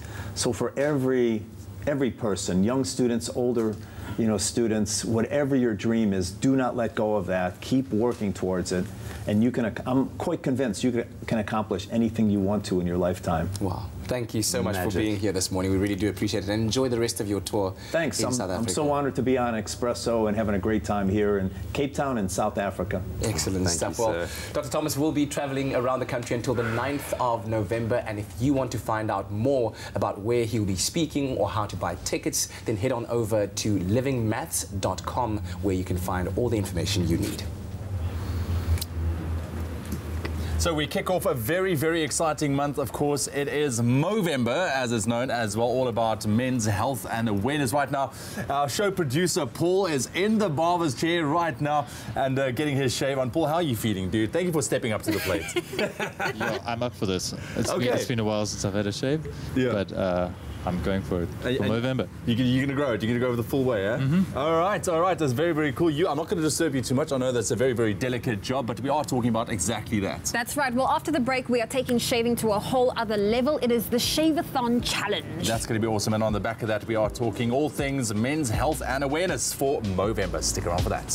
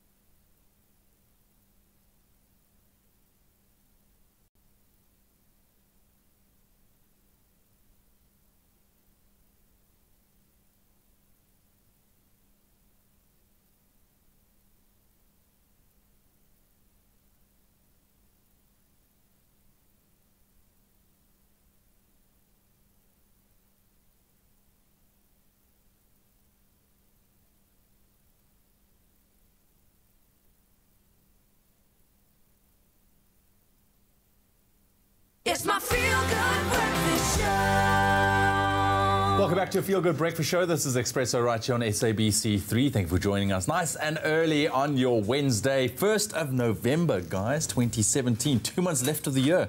Crazy, crazy stuff. Entertainment news, quickly, international. Let's go. You're not so Did you want to say excited. something? What's wrong? You know what, guys? I am a little, I don't know, I'm conflicted about this. Remember how yesterday we reported that exes or on-again, off-again exes, Selena Gomez and Justin Bieber were hanging out. There were a couple of, shots of the two of them having lunch and whatnot. Well, it seems that their friendship could be the reason why Selena and The Weeknd have broken up. Okay. Now, after just 10 months of dating, the couple have called it quits, saying that the relationship has been hard for months now. Apparently, their busy schedules created distance between the two of them, and while they have been open and honest about the split, The Weeknd wasn't at all impressed that Selena had time to hang out with Justin. So, I don't know. Maybe, She also had a lot of health issues. She did. So that also puts a lot of strain on our relationship, and I think she probably just took comfort in Justin. Exactly, and maybe Justin just, wanted to, for the two of them to keep each other company. I don't know. Anyways, we'll see what happens with that story, but I'm a diehard Selena and Justin. I just think the two of them are so perfect They make for a one nice another. couple, Hey, right? Yeah. new news. Well, as a live show ourselves, we understand that anything can happen at any time, but it's what happened on the Wendy Williams show yesterday that has everyone doing a double take. How you doing? Halloween costume contest. We do it every year. It's always a lot of fun. Let's get started. Our first caress.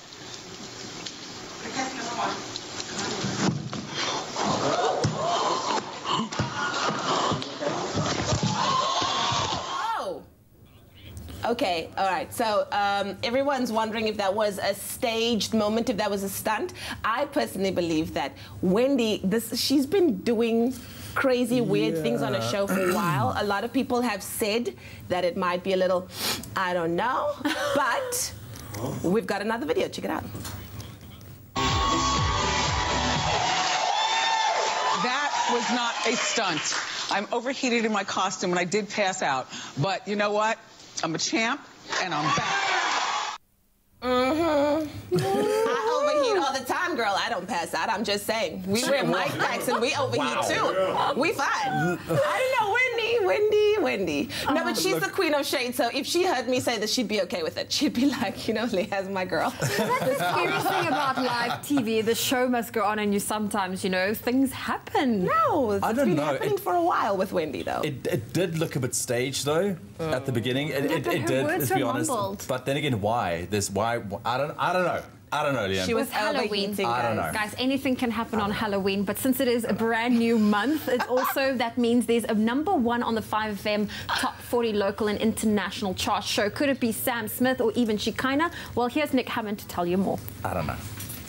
Hey, what's up, you guys? It's Nick Hammond here, and I'm back with another recap of the 5FM Top 40, all the biggest and best music from this past weekend. And like we do every week, let's begin by looking at the brand new entries onto the charts. And speaking of which, at number 35, it's local. It's from Lockenville and Radio and Weasel, called Done.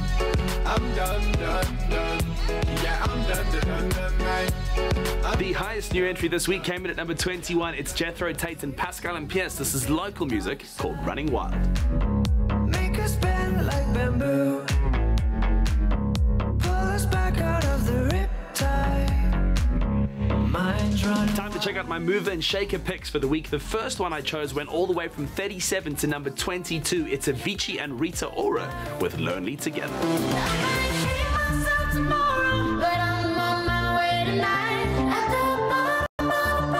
My second move and shaker pick made a massive jump from 31 to 14. It's Questa and Wale, Spirit.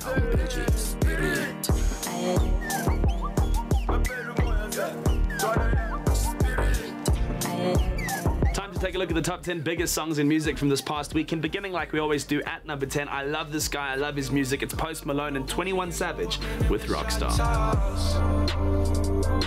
When my homies pull up on your block, they make that thing go grata-ta-ta. Then sitting at number 9 this week, a former #1 from Maroon 5 and SZA with What Lovers Do.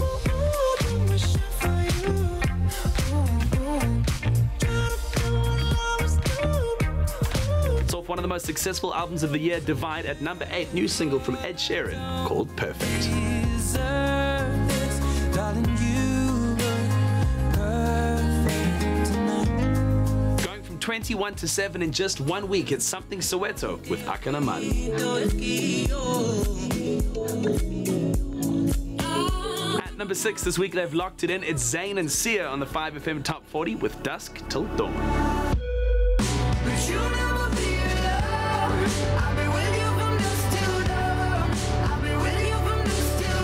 Halfway through the top 10 this week at number 5, She Can Do No Wrong in My Eyes. It's Shikana with Suited.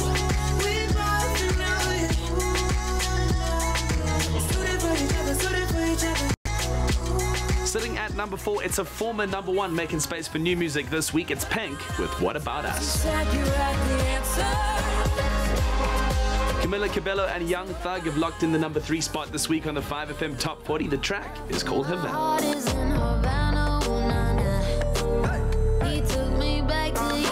2 weeks ago, it was at number 1. This weekend, dropping down to number 2. Sam Smith with Too Good at Goodbyes. Too good at goodbye. As always, guys, thank you so much for watching. Make sure to catch me, Nick Hammond, Monday to Friday, 9 to 12 on Hammond Time. And, of course, every Saturday, 10 a.m. to 2 p.m. to find out who will take the number 1 spot on the 5FM Top 40. And speaking of which, this past weekend, it went to J Balvin and Willie William with Beyonce. The track is called Miente.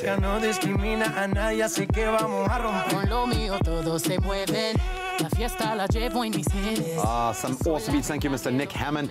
Now you can see Vigo is still very busy there with Paul, our latest Mobro, the producer of our show. He is showing how much he cares about men's health issues. In fact, forget November. We know here in South Africa, it's Movember, where we grow and sprout facial hair in all sorts of creative ways to spark conversation around men's health issues, in particular testicular cancer and mental well-being. Absolutely. Now, before you can start on your Mobro journey, you need a good, clean shave, just like Paul is getting right now. But we are taking shaving to a whole nother level.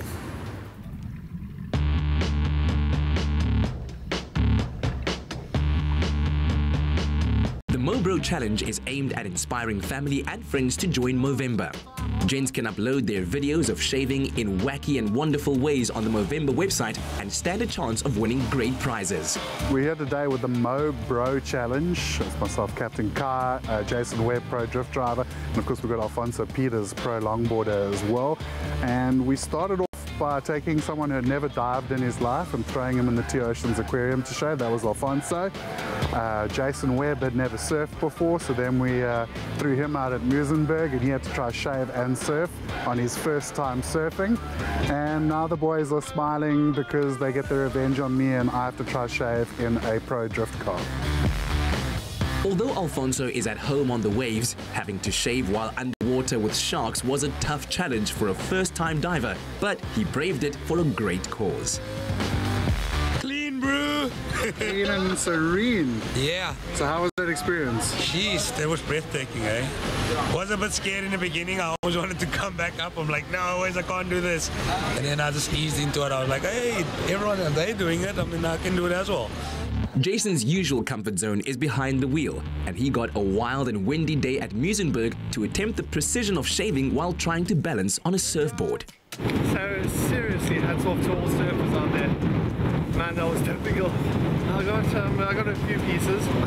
Not all of it though, so we have to go try again. Now when you hear surfers like talking and stuff about all the things that happens, you actually understand after doing it. I just got out the water now, I'm flipping exhausted.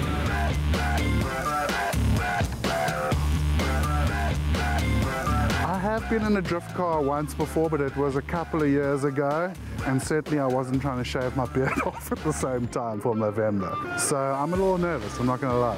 Well, look, what's going through my mind is that Jason Webb is crazy. He drives a souped-up V8 with no roof, and the thing I'm most worried about is all the hair that's going to go up my nostrils probably. Coming up! I'm more worried about the shaver getting stuck in my beard at this point. But let's do it. Let's get in the Mustang and try to shave this beard for a good cause. Good 800 horsepower beard shave.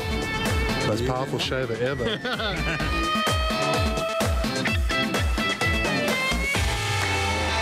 Right, Kite, ready to go for Movember? Let's go, bro. Woo!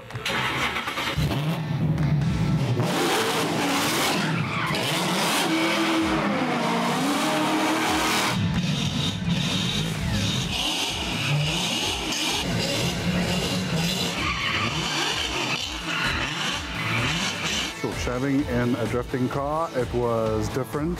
It was extremely loud. I don't think anyone else has used a V8 shaver before. It was interesting because the car is spinning. I thought the G-forces would be like a lot more sort of involved, but it was more the noise and seeing people like on the peripherals like spinning past. Luckily there was a rear view mirror and it was tilted my way, so I kind of saw what I was doing, but not really. And the smoke and the noise, that was like the most sort of intimidating thing. Every now and then the wheels would sort of maybe like lose traction a little bit and the car would jerk, and you can see there's a few nice little nicks, so thank goodness I had an electric and not a blade, so I might have come out without a lip. I've got about a half a kilo of beard up my nostrils and down my throat. But it's all for a good cause. That's all we have. Mobro Challenge. And, you know, thanks for Jace for chucking me in the seat of the Mustang. I mean, who else can say they've shaved in a drift car? Stand up for your fellow man. Shave your beard or moustache and help raise awareness around men's health by growing your Mo for Movember.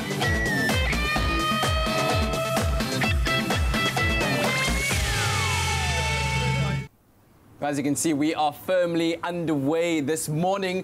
The Movember Shave-a-thon. Chad, one of our sound guys, is on the chair right now about to take it all off. So, gentlemen, lend us your beards and put away those shavers for the month of Movember.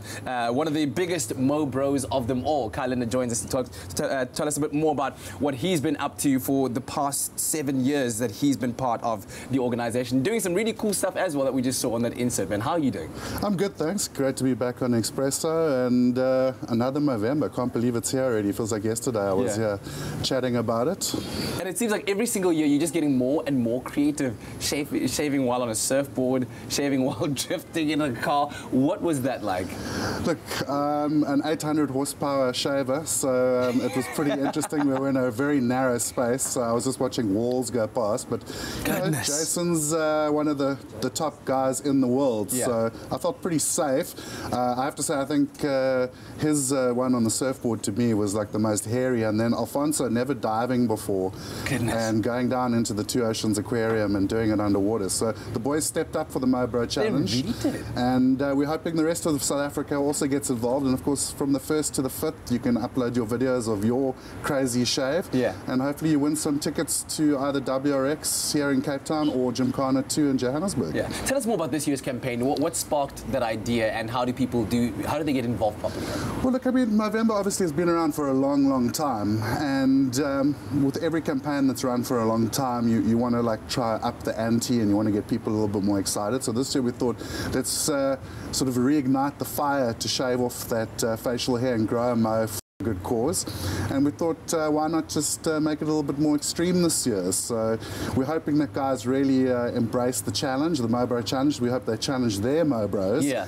And it's all for mental health and for cancer and for making men talk about their health. So important. And you guys are very, very busy, because not only are you focused on this campaign now during the month of November, but in September you also did some work on the promenade, which involved shoes. Tell me more about that. So the Men's Health Foundation is the foundation that actually runs Movember in South Africa, and the work doesn't stop outside of Movember. It continues, and a huge part of Movember and the Men's Health Foundation is male suicide. 18 men a day in South Africa committing suicide, almost 450 a month. It's a terrifying statistic. So in World Suicide Prevention Month, September, we had an activation on the Sea Point Promenade, 180 pairs of shoes, each pair of shoes with the name of a man who took his own life in the previous year. Some of those shoes were returned to the families as well.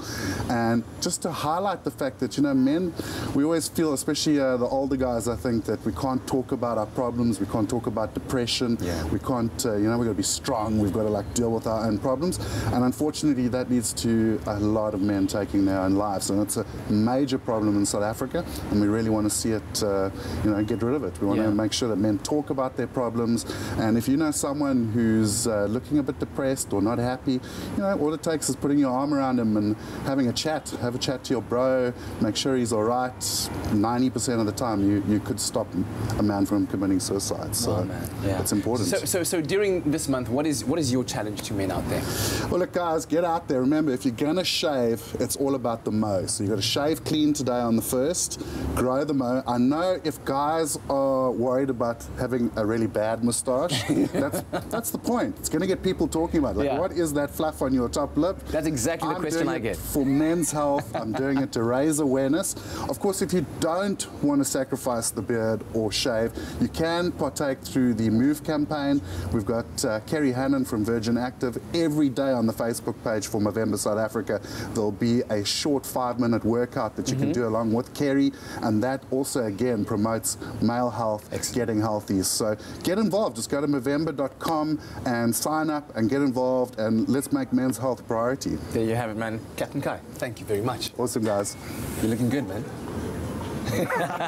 Man, it's a crazy, crazy day here in studio, absolutely. But listen, we're going to be taking a very quick ad break. We are celebrating World Vegan Day on your Feel Good Breakfast show today. And the Culinary Hotline bling, ting, ting, ting. Thank you very much. Then the prodigal son returned to South Africa. Ason is back with another brilliant performance. He is so talented, you don't want to miss it. They're loving you online, dude. Loving you, bro.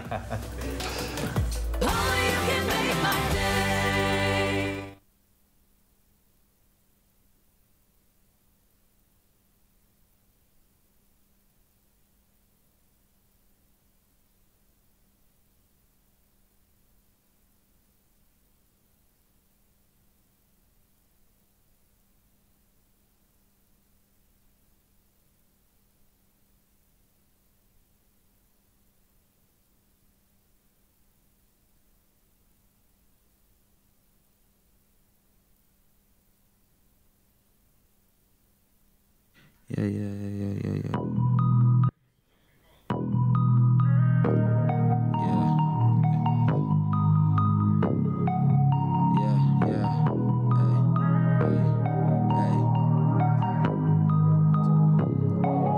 Baby, you can hang with us. Yeah. I know that you hate to love. I'm on, girl, I'm blowing up. It's off for the, yeah. Saucing up my life, had to get it right, yeah. Forward with that ice, yeah. Everything alright, yeah.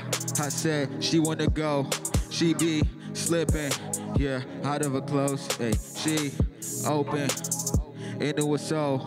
I got bands, yeah, she tryna, and I got women in the city, yeah. All the ones that keep it litty, yeah. All the ones that really down.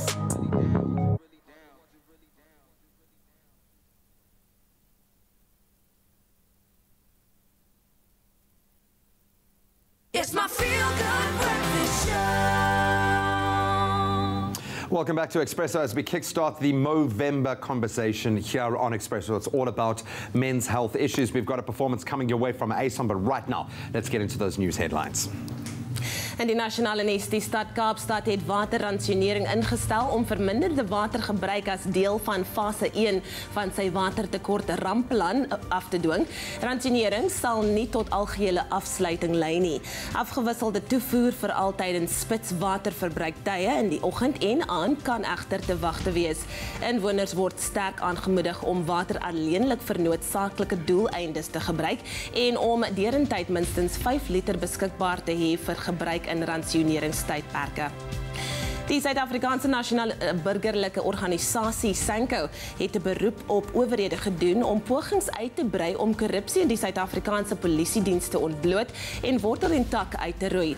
Sanko se sagspersoon Jabu Mahlangu sê polisiebeamptes wie se trou by hulle gulsigheid en nie by hul gemeenskappe lê nie, is 'n ernstige veiligheidsbedreiging.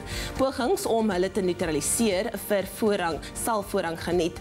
Hy het bygevoeg dat polisie wat by misdaadsyndikaate betrokke is, die vertroue van die publiek en wetstoepassings ernstig ondermyn.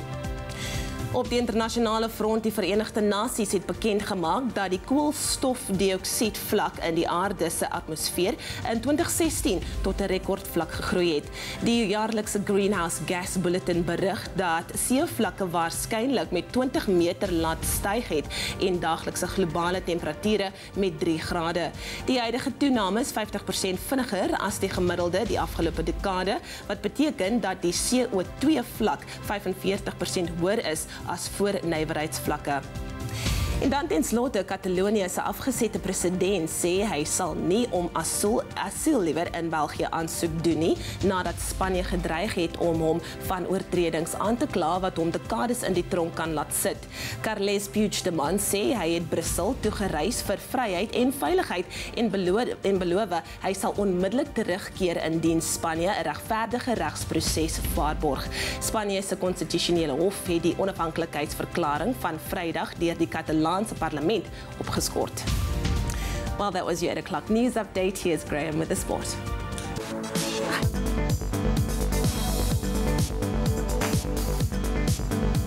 We start with very positive news for the country. Rugby South Africa's bid to host the 2023 World Cup received a massive boost yesterday as the country was awarded the #1 recommendation from the Rugby World Cup board.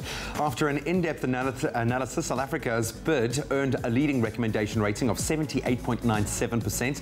France came in second with 75.88, while Ireland scored 72.25. But the official vote and announcement for the 2023 Rugby World Cup host will be made on the 15th of November. It's just around the corner. Then on to very negative news from a South African perspective, and for this particular athlete, 400-meter world record holder Wade van Niekerk will be out of action for the first half of the 2018 season as he recovers from surgery. Van Niekerk will face 6 months of rehabilitation after sustaining a knee injury during a celebrity touch rugby match in Cape Town last month. The lengthy layoff means that Van Niekerk has been forced to withdraw from next year's Commonwealth Games in Australia. Then on to the beautiful game here locally. SuperSport United jumped up to 10th place on the Premier Soccer League table last night. That was after an emphatic 3-0 win over Golden Arrows. Goals from Letsolanyane and Modiba, they sealed all 3 points as SuperSport claimed their 3rd win of the campaign in 5 games played thus far. Other results from last night saw Kaizer Chiefs and Polokwane City playing out to a goalless draw. Bloem Celtic earned a 1-0 win over Maritzburg United. Then a little further afield, Bayern Munich held on to 2nd place in Group B of the UEFA Champions League as they earned a 2-1 win over Celtic last night. After Bayern took the lead early in the first half, Celtic drew level in the 74th minute. However, that scoreline didn't last long as Bayern found the winner 3 minutes later.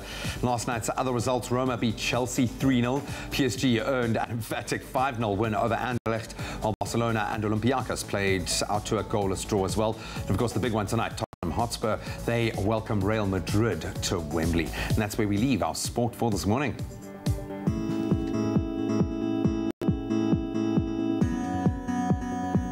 Well, let's take one final look at your roads for this morning, starting off in Gauteng and Johannesburg. There's a stationary truck on the N12 westbound at Kliprivier Drive. Please approach with caution. And moving to the Western Cape in Cape Town, there's been an accident on the N2 outbound just before Baden-Powell Drive exit. Heavy traffic is already in that region. Well, that's where we leave your traffic on your Feel Good Breakfast Show. It's just a couple of minutes past 8 o'clock. Let's quickly take a last look at your weather and those temperatures. And partly cloudy conditions are extending across most parts of South Africa today, with inland temperatures reaching the mid to or the low to mid 30s as well. Polokwane op 10 grade minimum en 'n maksimum van 28, Mbombela 11 28, Pretoria 13 31, Johannesburg 13 29, Mahikeng 16 32, Klerksdorp ook 16 32, Kimberley 18 en 'n warm 34, Bloemfontein 15 33, Richards Bay 18 30, Pietermaritzburg on 16 minimum with a maximum 35 degrees, Durban 20 28, Mthatha 14 and very, very hot 37 degrees later on today. East London 19 30, Cradock 15 37, Port Elizabeth 18 25, George 17 29, Sutherland 14 27, Cape Town on 16 this morning, reaching a high of 23, Worcester 17 and a very hot 35 degrees later on today. Springbok 18 31 and Uppington on 21 and an absolute scorcher today, 37 degrees maximum. That's a wrap of your weather on your Feel Good Breakfast Show for your Wednesday morning. Spend 400 Rand or more at BP. Swipe your Avios card and you could win big. Make your dream holiday a reality with hashtag BP Fuel My Festive. What a year. 2017 has seen Johnny Clegg's decision to finally hang up his guitar as he's embarked on a farewell tour throughout the world, and he is slowly approaching his final performance. So we've decided to just refresh our memories with daily Did You Know facts about Johnny, paired with a competition for those in Johannesburg that might see you and a friend attend the biggest farewell performance you have ever seen. Well, the first fact that we have for you today is Johnny's passion for music isn't the only thing that he is known for, but also his love for the Zulu language. Now, he first learned to speak the language when he was a teenager, which then followed into his music. And Johnny had both a Jewish wedding and a traditional Zulu wedding. Wow. And Johnny also gave both his sons, JC and Jaron, traditional Zulu second names. Oh, I love that. Now, if you want to attend his final performance on Saturday, the 11th of November at the Dome in Johannesburg, which you really do, all you need to do is tell us what your favorite memory of one of Johnny Clegg's songs is and why. Head onto our Facebook page, reply to the competition post that's there, let us know, and the competition will run up until 9 a.m. Friday the 3rd of November this week, and all the terms and conditions, of course, apply. Well, it's time for some more music on your feel-good breakfast show. 19-year-old Asen is right here to perform for you live, and here he is performing a song called Hang.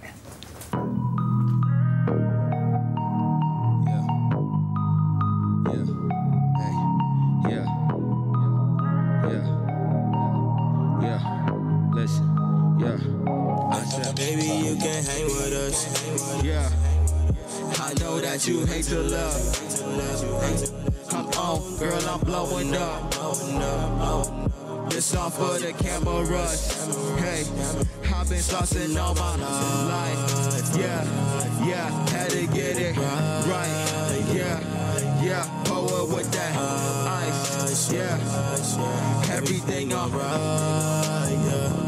Listen, yeah, I said she wanna go, she be slipping, yeah, out of her clothes, she open, yeah, into a so, I got bands, okay, and she tryna blow, and I got women in the city, yeah, all the ones who keep it litty, yeah, all the ones who really down, ayy, tryna get the vippy, yeah, they get the free drink, free smoke, we low, she know, we got champagne, she po, VSOP, she take it down in her throat, I be like, girl, how you get here, girl, where your friend at, don't act too crazy, that stuff get you sandbag like tight dress on you, gotta flex that, tell me your name, spell that, thirst, yeah, at the next snap, cool as they come, got you on, you gon' spend that. Baby, you can hang with us.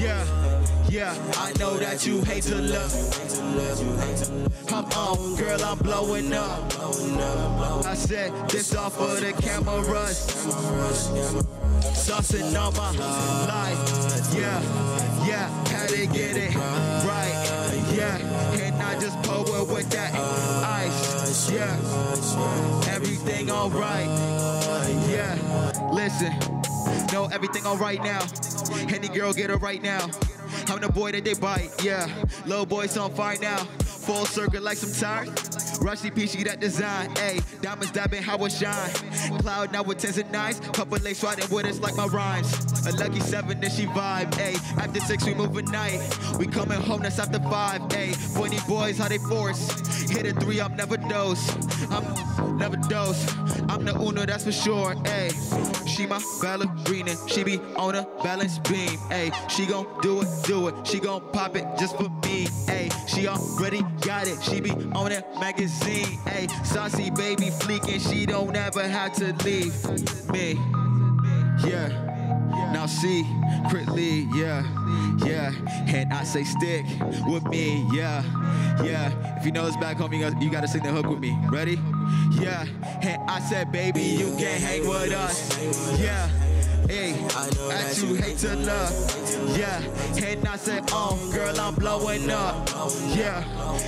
This all for the cameras, hey, saucing on my life, yeah.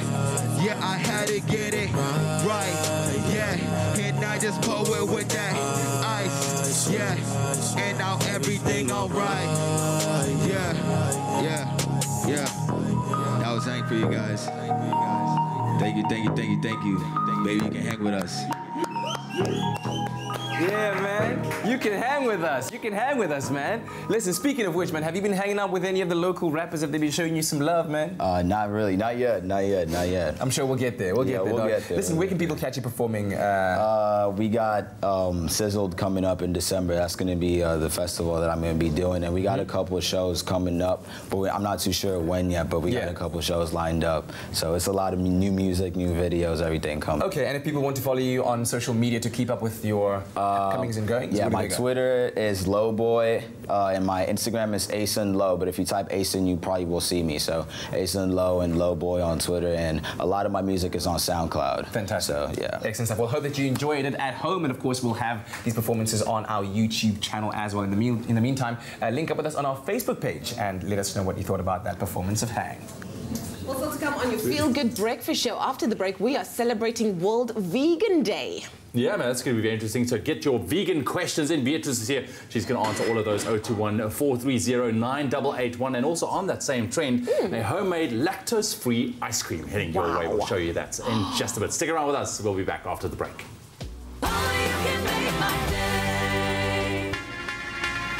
Whether you're into the majesty of a mountain range or prefer endless sand dunes, make your dream holiday a reality with hashtag BP Fuel My Festive. BP is giving away 21 dream holidays every week from 2 October until 15 December. Simply visit a BP fuel station, spend 400 Rand or more and swipe your Avios card to enter. Get your Avios card for free at BP and enjoy a travel adventure with hashtag BP Fuel My Festive.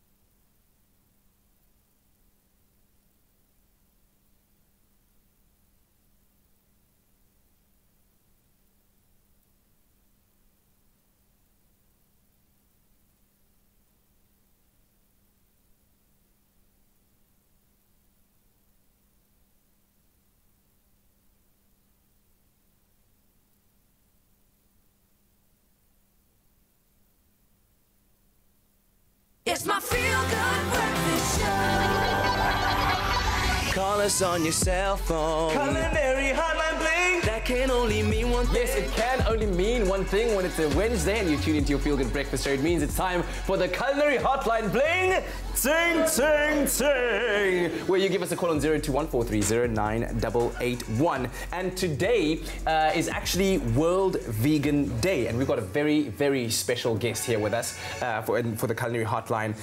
She is the owner of Raw and Roxy Vegan Cafe that just landed a position in the world's top 5 vegan restaurants. So we're talking all things veganism today. And it's so, so good to welcome you, Beatrice, to our show. How are you this morning? Thank you. I'm glad to be here.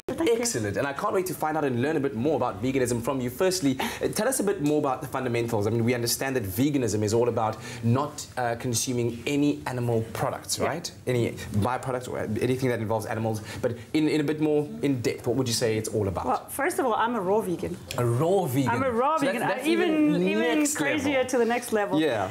I did it because I was ill. I was in my early 50s. I had cancer, arthritis, menopause, reading glasses, and they were going to give me a long list of medication. And I took a year off, and I studied all this, and I tried everything. And within a year, now I'm almost 60. I have nothing. So when you say you have nothing, do you mean that all of those no illnesses glasses, you were arthritis gone, nothing, and I haven't had a day off in 3 years. I work every day in my restaurant, so that is absolutely amazing. So it worked for me. It might be bullshit. Can you say bullshit? But, no, you can't. It's a family show. So, but it might be, yeah. But it worked for me, and it's absolutely what you said. It is no animal products, but I've taken it to another level. I don't eat anything heated over 40 degrees.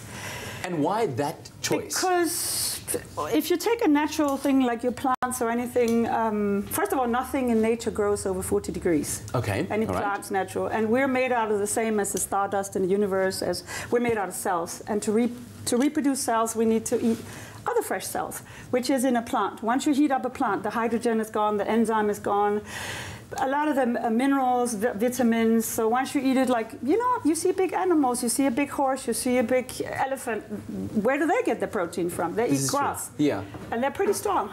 They are a lot stronger than we are. Yeah, so it's not so much about some people come into my restaurant, they say, give me this or that as a miracle cure, but I usually tell people it's not so much what you do, it's what you stop doing. Okay. It's taking things out that are hurting you. Basically, there's two things in chemistry. There is base and there's acid. Okay. And we are not acid. We're more baseline. Like calcium is base. And when you consume every time you consume something, you eliminate something. Wow. And you got 5 eliminating things in your body. You got your kidneys, your skin, your lymph system. You got your lungs, you got your bowel movements. So that's basically what I worked on, cleaning out from acid. That's why I had the arthritis. I had like old ladies. I had these hands. I couldn't, I couldn't move my wrists. It was very painful. I am absolutely fascinated by your story, and I can't wait to hear more about it. So it's basically taking away. It's not so much adding all kinds of fancy stuff. It's taking away. We all know, what is bad for us. We just push it to the limit. We all push it to.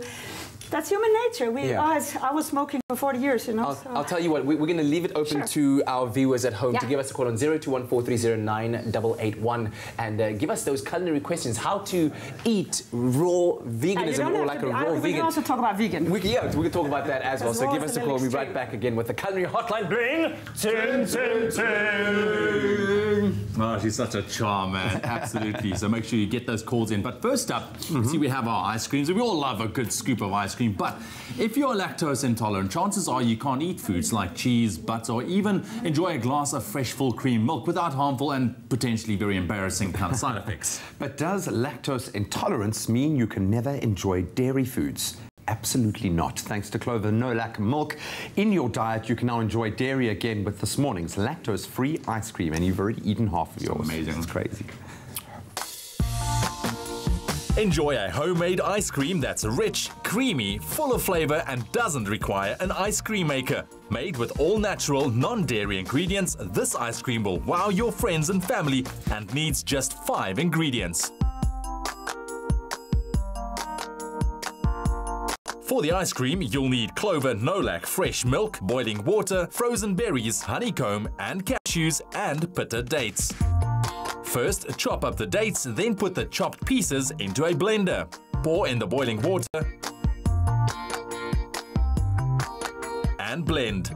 Make sure the mix is processed until it is smooth as possible and becomes light and creamy. Place the pureed dates in a bowl to use later. Next, pour your Clover No-Lac fresh milk into a blender. For best results, make sure the milk has chilled thoroughly in a fridge overnight.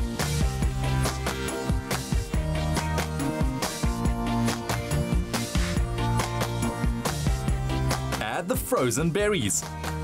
Then blend these together until smooth.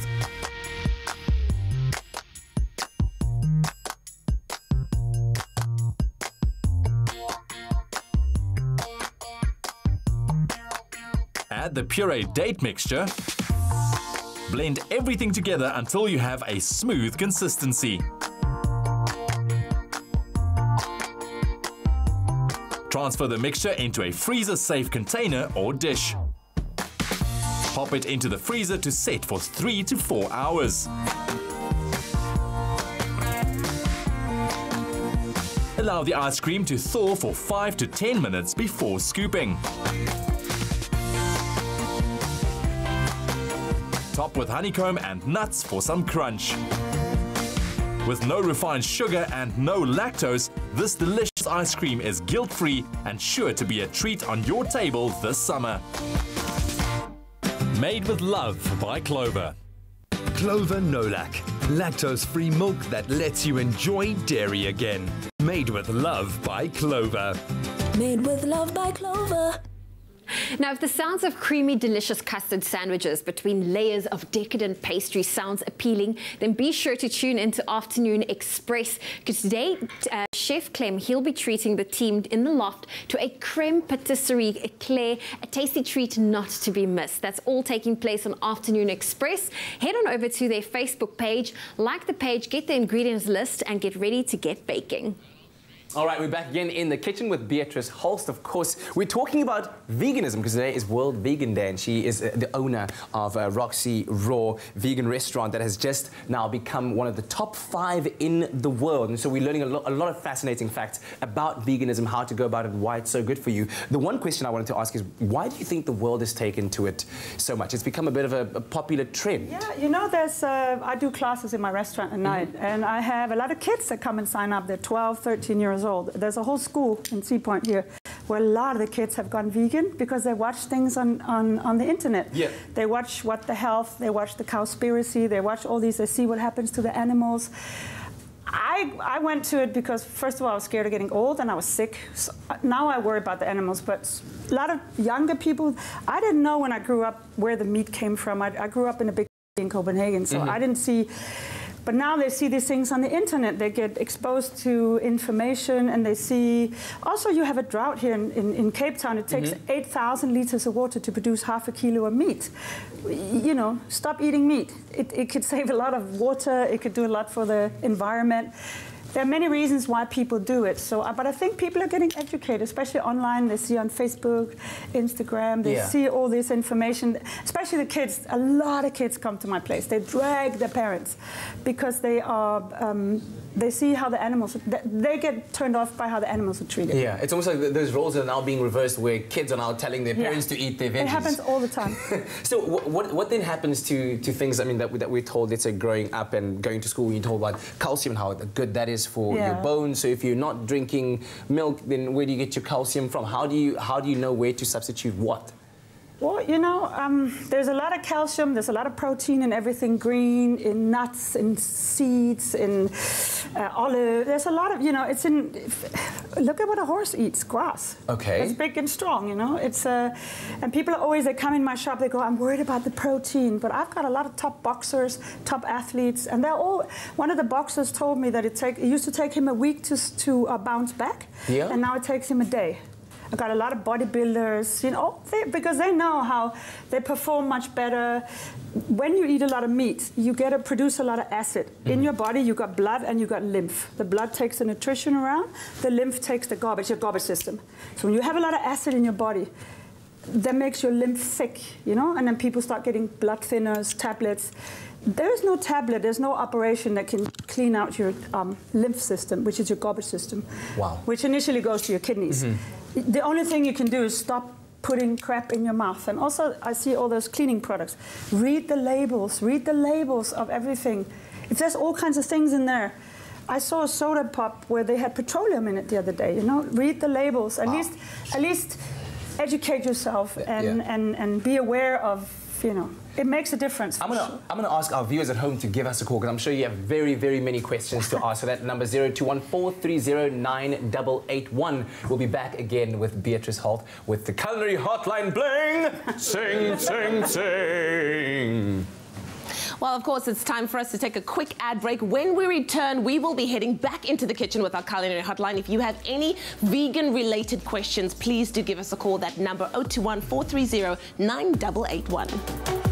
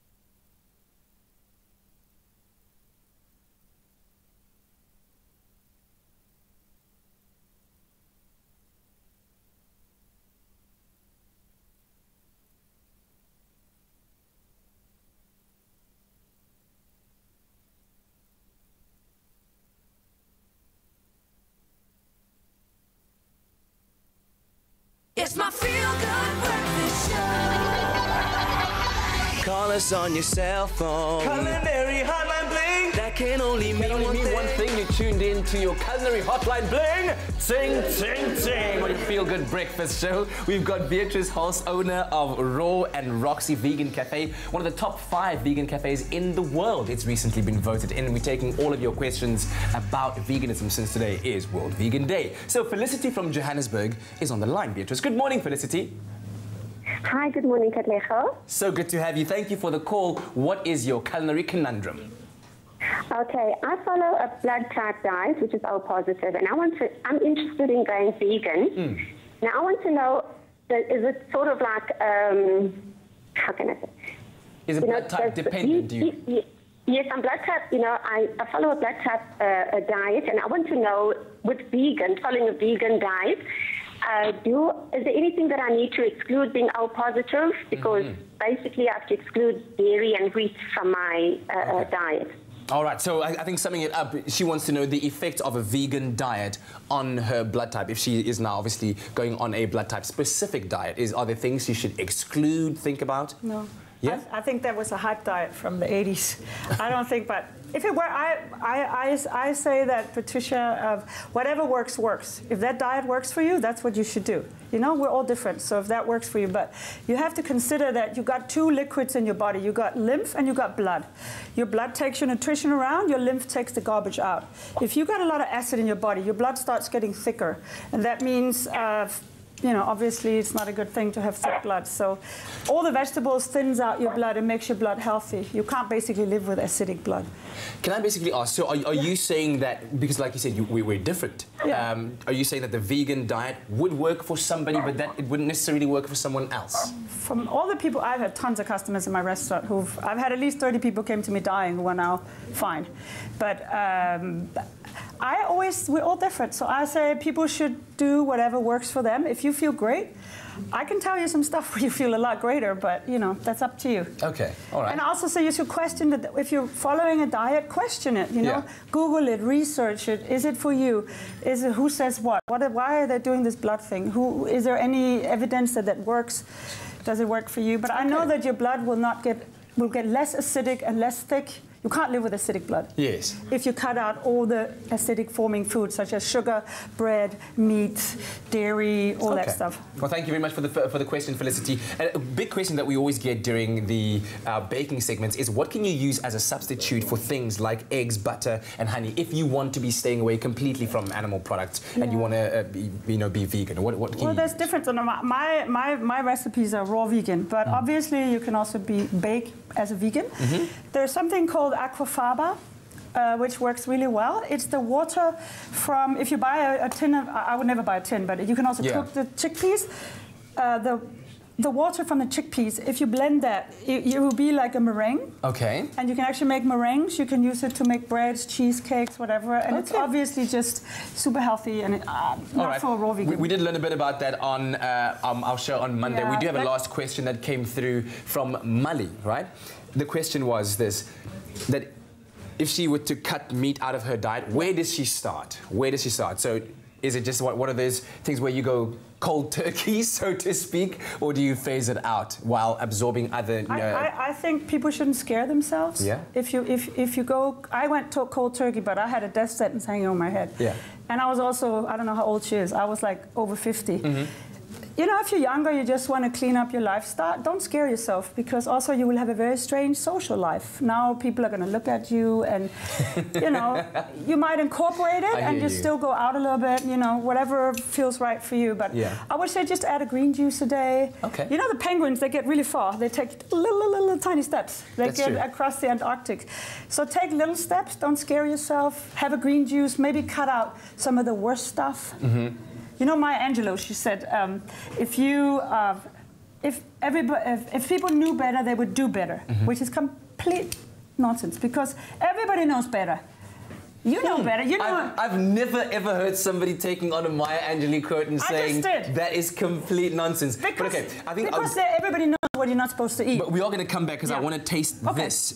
So we'll get underway with making... Oh, I think that's the last that we have, and I'm going to be tasting one of your cupcakes over there. Shall I cut one? Thank you so much. Yes, please do. And I'll be visiting your restaurant most definitely to taste some of your best dishes. And that was our culinary hotline bling. Ting, ting, ting for today. Sorry. Very, very interesting indeed. Enjoy that cupcake, Kat. Now, Sasko has been part of the lives of so many South Africans in different ways. Sandwiches on the first day of school, birthday cupcakes for friends, and special Sunday lunches.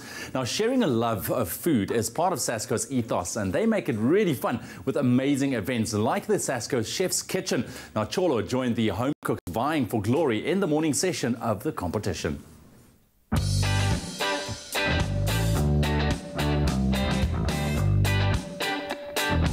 What happens when you bring together two teams, give them a chef and ask them to create Sasko-inspired family meals? You get the Sasko Chef's Kitchen. And at this event in Joburg, local foodies enjoyed friendly competition as two teams who showed off their cooking talent under the theme Family Food Celebration. Any predictions? How do you think the teams will fare? I have no idea. I keep looking at the different teams and trying to see who seems to be more confident, more aware, more spontaneous. Obviously, you know, you're dealing with different people in the kitchen, and it could be disastrous. Too many chefs in the kitchen, or it could be absolutely amazing, and we have a cathartic moment under Sasko ingredients. Sasko has a heritage dating back to the 1930s, but the aim of the competition was for the cooks to show the versatility of Sasko ingredients with a fresh, modern spin on family-style meals under the leadership of two chefs. Why did you decide on Chef Kat and Chef Zama? Well, it's very important for us that the people who work with us can echo the ethos of the brand and the DNA of the brand. So between Zama and Kat, you would agree that they're incredibly warm. They've got an amazing personality and people are just drawn to them. They're so approachable, and for us it's important to be experts and leaders, but also to give South Africans, and especially South African mothers, that inspiration and that approachability as a brand that can help you and inspire you in the kitchen to give your family a fantastic meal. Sasko's range of breads, flours and bake mixes are of outstanding quality and flavor and can be used to create dishes with exciting international flavors. I'm making a flatbread because we're going to do some tacos so that everyone can kind of share and pass it around. We've got two kinds of tacos. We've got a Mexican beef and we've got some tempura fish. Besides cooking, the teams would also be rewarded for their enthusiasm, activity on social media and their knowledge of Sasko products. Tell us a little bit about the ingredients that you chose. We're going to be using Sasko flour, with their self-raising flour as well as their brown flour. We're using Sasko bread, the honey and oat loaf. And then we're also using the cranberry bread from the Plus range. And then we're using quite a bit of Sasko things. The buzz in the kitchen has got me out of breath, and I just can't wait to taste everything that my team is making. With a little bit of guidance from me, I think we're on a winning track. Ladies, how is it going so far? We're good. We're on track. You're on track. And what are you making? We won't give the secret away, so wait till the end. Is it going well? It is going well.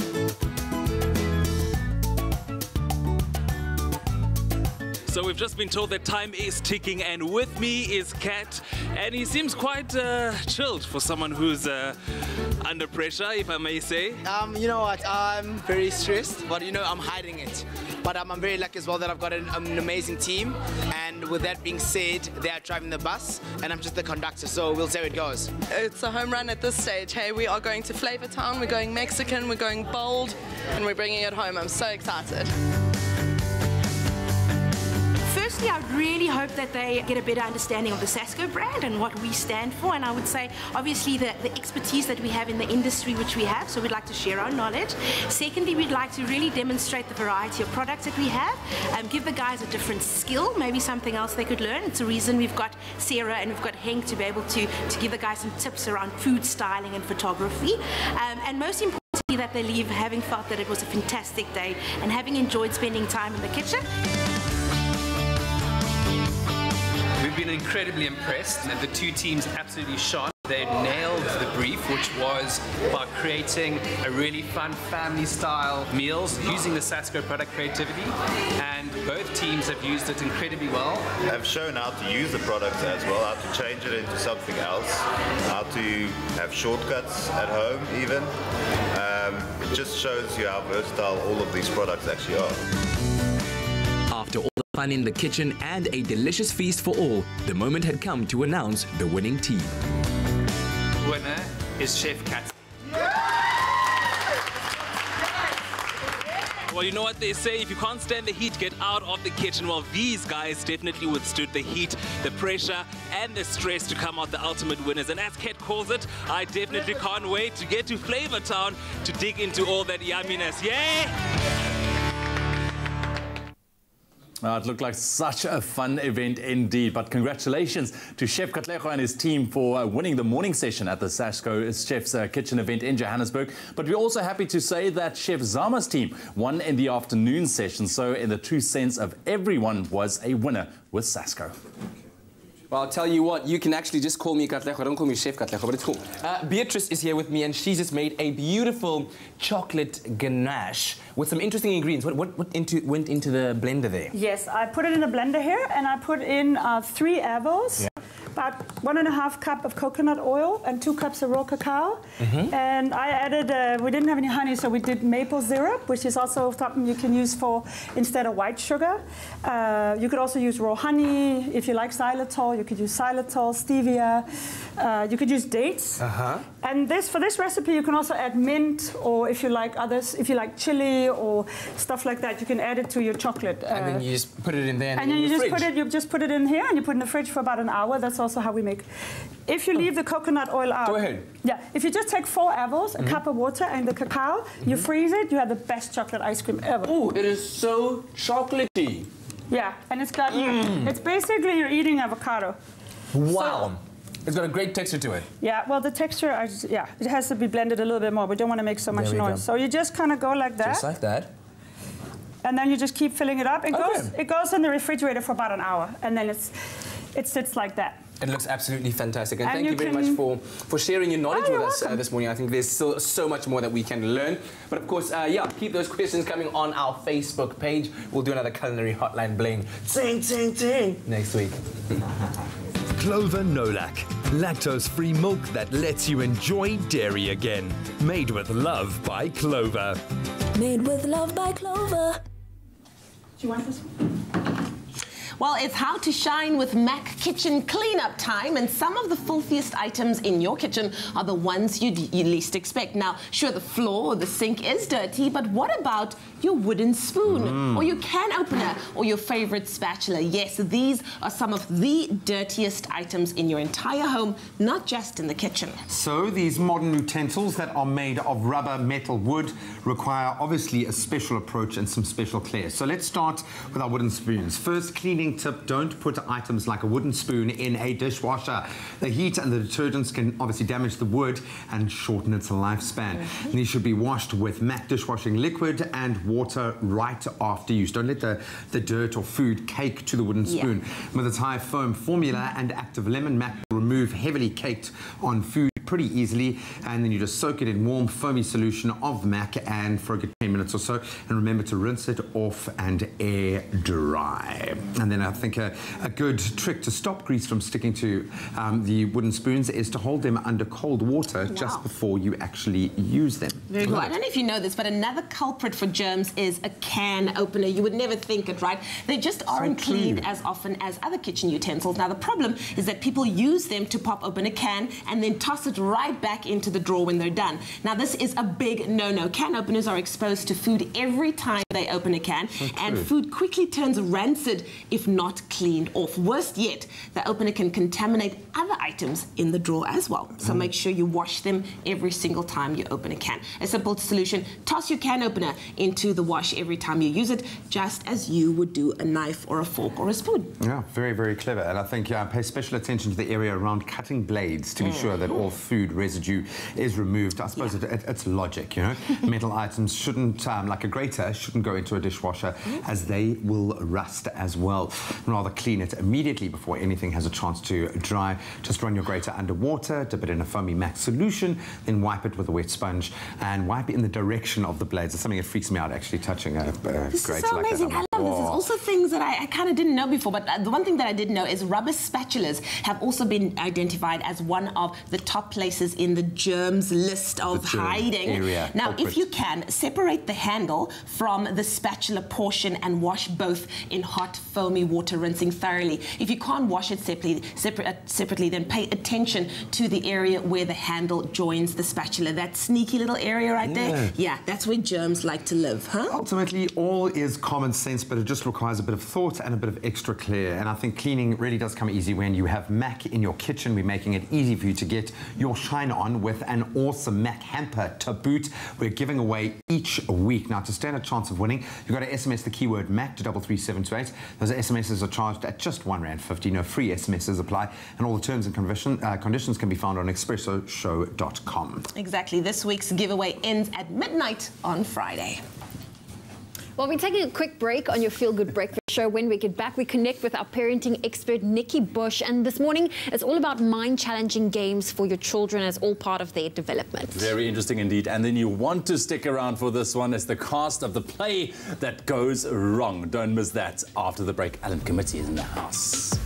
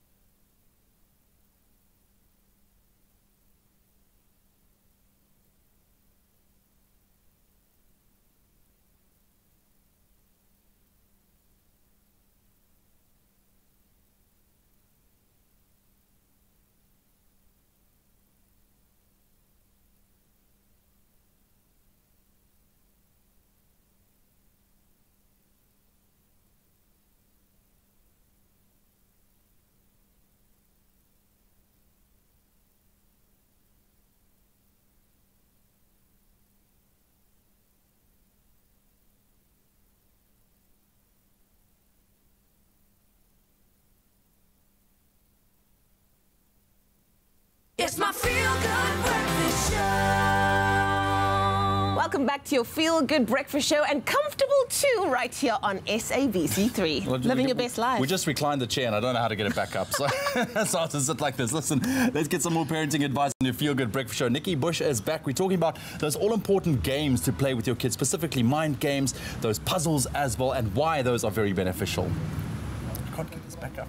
Earlier we spoke about the benefits of exposing our children to logic games. A lot of fun, and we're continuing that conversation now with our regular creative parenting expert, Nikki Bush, who I'm guessing in her downtime has far too much fun testing out all the coolest and latest toy crazes. But this goes far beyond that. These logic games are vital. Give us a quick recap. Why do we need to exercise our child's brain? So critical thinking skills, reasoning, logic are important when it comes to maths and science. And what we want to try and do is introduce these concepts to children in a very fun, non-academic way, so that it builds their confidence and their self-belief of, I can do this.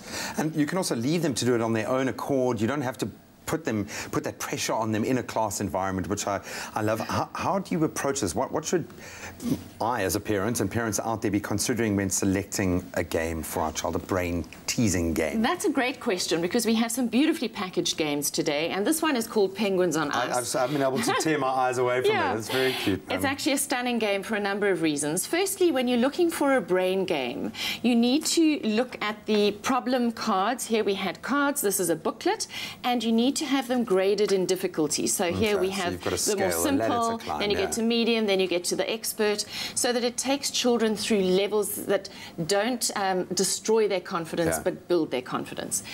Secondly, choose things that your kids are interested in. So here we have these gorgeous little sort of magic beans, and here we've got these cute little penguins. That's so quite nice, considering the environment as well. You can throw in some conservation tips there as well. Exactly. And now this is a stunning game. So this is spatial planning, and we've got to now complete this puzzle. And we've got a couple of different pieces here, and these shift. So how clever is that? And then that one would go over there. But that is merely that challenge that's set up on the back of this little card. That's the easiest of the lot. That's how you pack this away. In fact, this comes with a lovely little Perspex lid and an elastic band, and you can take this in the car for travel. So I also look for things that can travel with us. That are mobile. In fact, when we go on holiday, every time we are in the car for 13 hours, I make sure we pack 1 or 2 of these. And even for me, to switch from my work brain into holiday mode, this is a bit of a trigger and a signal for me. So don't feel bad if you get tested by doing this, because we know that kids can learn far better than we can as adults. But we get excited about this. It doesn't necessarily mean your child is going to be naturally, straight off the bat, excited about playing logic games. How do we introduce them in a way that gets them excited? Okay, so what I've found is that you need to start sometimes with the solution card. So when you're first teaching your children to get the hang of the way of thinking, you set up the board according to that little exercise there. So it tells you that those pieces must be there. And then you switch and you find the solution card, and then they actually just copy the solution. It kind of trains them into the way of thinking. And then once they've done a few where they're actually copying the solution card, they can then actually attempt it themselves. So maybe don't expect your child to be able to do this first up, straight off the bat, but get them into that way of thinking. Let them grow that sense of achievement. So like here we started off like that, but they're now, oh, so that's where they go. Okay, but maybe there's another solution, and you actually came up with another solution. I'm like that. I'm a renegade. I'm maverick in that way. Where can we get hold of these games? I know you deal with a lot of cutting edge and new releases. How do we get hold of the best logic games? I do. In fact, these are 2 new releases for this year. And as you know, I do Toy Talk every year. And my hot list comes out in November. So everybody can come to, our viewers can come to our Toy Talk events in Johannesburg, 7th, 8th, 9th of November. And also hop onto my website, nikkibush.com, where you can A, get your tickets for Toy Talk, but B, I've written product reviews about all of these products. I've done review videos, and these products will be available in major toy stores soon. I love it, and it really does help as a parent. You're able to get so much more out of these educational tools. Well done, hey? Thank you, little penguins. Thank you, Magic Beans. Absolutely cool stuff. So go start exercising your brain, exercise your child's brain, get into some lovely logic-based games. It's a great way for them to engage, build their confidence as well, get them ready for school. Now, we are getting inspired and motivated by all of you out there who have joined the 7-week Woolies #StartsWithChallenge. So we thought we'd share some of your greatest personal triumphs that you've been posted about. Now, Yonwaba Yonmini, she says that #lovingmybody definitely starts with giving up my pastry pleasure that I normally have for late lunch. Now, she also adds that a minty green detox tea for that time of the day really lifts you up with no bloated tummy, so you can really go through the rest of your day without getting tired. So thank you for that tip, Yonwaba. Then another fundamental tip from Gillian Heffer is also to remember to drink at least 2 to 3 liters liters of water a day, and that's to stay healthy and hydrated. Now, it's these little daily changes that can really add up and make a huge difference at the end. And someone who is feeling incredibly triumphant is Loveness Kuno, who is now fitting into her size 12 designer skirt and top, and she says she is loving this change. And Loveness, we have to say we are loving you. Congratulations. You look happy, healthy, and you're absolutely glowing. Now, it is very easy to join the hashtag Starts With Challenge. Simply go to Facebook and you search for the Woolworths Starts With Challenge. You click join and be part of that community that is motivating each other to share their journey to be a better themselves. Now, of course, we've made it so much easier for you. You can simply SMS the keyword Starts With to 33728, and you can get the link sent directly to your phone. Now, each SMS will cost R1.50. No free SMSs apply, and of course, those T's and C's are also available. Well, thank you very much, Zoe. Now, good news for all theatre lovers out there. Theatre on the Bay has just announced that The Play That Goes Wrong is back for another run in the Mother City. Now, it's billed as the funniest comedy ever on stage. The Play That Goes Wrong doesn't only tickle the funny bone. Apparently, it removes it, fashions it into a baton, and then uses it to conduct a full-scale comedy onslaught from the beginning to the very end. And we welcome from the production, the director and Cape Town's own funny man, Mr. Alan Committee, Roberto Pombo, Sive Ubanga, and Daniel Janks to join us. Thank you so much. Good morning to you. Good morning. Nice to be here. I only see 3 of you, though, so I'm not quite sure. Roberto's on his way. He's slightly late. Sorry. Alrighty. Okay. Wow. Russell, sorry about that. There you go. Thank you. Are you? Yeah. You didn't dress up or anything? No. I'm so sorry. I apologise profusely. They said 9:30. Okay, we'll have to talk to the production about that. But Alan, let's talk to you first. Tell me about this Play That Goes Wrong. Well, for those who didn't get a chance to see it last time around, it's a London West End hit that won many awards over the last 3 or 4 years. It's still running there and now on Broadway. You can see it in the background there. There's a beautiful company of mad actors. Essentially what it is, it's an amateur dramatic society putting on a murder mystery like an Agatha Christie. And on the night you come to watch it at the show, everything goes wrong that can go wrong. The set behind it starts to collapse, things fall apart, the actors aren't particularly good, some of them arrive late. It's a fantastic night of madness. At least they take the muffins, the freshly baked muffins we have. Well, we don't even know if they are freshly baked, but that's fine. Because let's be honest, we're in a recession, so we'll take whatever muffins we can at the moment. I'll tell you how bad things are. I was at Cape Town Gardens yesterday. I saw pigeons feeding old ladies.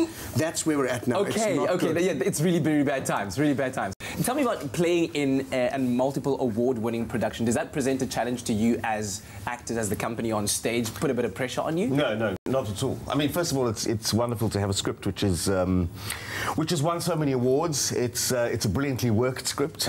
So unless things start going wrong, then it's brilliant. I mean, things do go wrong in absolutely the right way, though, don't they? There's a challenge in being good enough to do things badly well. Does that make sense? Yes, that makes absolute sense. And what we've got here is a cast of 8 amazing actors, ranging from someone like Russell, who's been around for years and years, to Sive, who's kind of making a way in the industry, and he's just one of the truly funny physical comedians now. She's absolutely fantastic. It's a pleasure. You'll pay me for this later. and these cast interact. It is, you know, you were joking when you said it's a piece of music, but there's a kind of orchestrated madness that happens here. Yeah, I'm surprised you haven't said anything about Roberto. No, because I was talking about the good actors. Oh, okay. So there's no point talking about Robert. What do you think people will enjoy the most about this? Are there any particular highlight moments in the show that stand out for you that are your favourite? Well, I mean, I think part of the madness of the show is that visually it's a delight. And it goes back, the guys who created this on the West End were kind of influenced by the great kind of visual comics like a Charlie Chaplin and Buster Keaton. So at one point, literally everything collapsed around these actors and how they deal with it. It's very fast and it's very furious. But I also think what's lovely about the play is that it ranges from kids loving it to adults, because it's about the text, it's the visual, it's actually seeing what happens. It's really a great piece of theatre where everyone kind of enjoys it. And I wouldn't say there's, for me, my particular highlight is the fact that when I can sit backstage and hear the entire audience roaring with laughter and knowing that everyone was a part of making that special moment happen. Yeah. I'm interested to know, Roberto, what's the character that you play in this play? So just color that in for me after you swallow. There we go. Yeah, I'll talk on his behalf. Basically, Roberto plays the butler to the piece, and at one point he becomes one of the chief murder suspects. And look at that face. I mean, could you look? That is. Oh no, he wouldn't hurt a fly, would he? Do you know what I mean? It's so fantastic. And by the way, we do need to say that vegans are welcome at our show. Yes. We do welcome them in the audience. We're very open and liberal-minded now. Yes. Wow. Okay. So all vegans are welcome. There you go. Public service announcement. Everyone now knows about it. But thank you very much, guys, and enjoy the second run. Hopefully even more successful than the last. Can I just interrupt you and say that while this show is going magnificently well in Cape Town, I'm in Joburg at Monte Casino with my own stand-up show called Laughing Matters. And I said to the guys at Expresso, can I tell the audience that it's on right through to the 19th of November, Wednesdays to Sundays? And they said, no, it's not appropriate. And there you have it anyway. Listen, if you want to see the play that goes wrong, you can also, of course, check out online for details on Alan's show. But the play that goes wrong will be on at Theatre on the Bay from today until the 18th of November, and tickets range between $100 and $220, so it's a definite must-see by the sounds of it. And yes, vegans are allowed to. We'll be back after the break.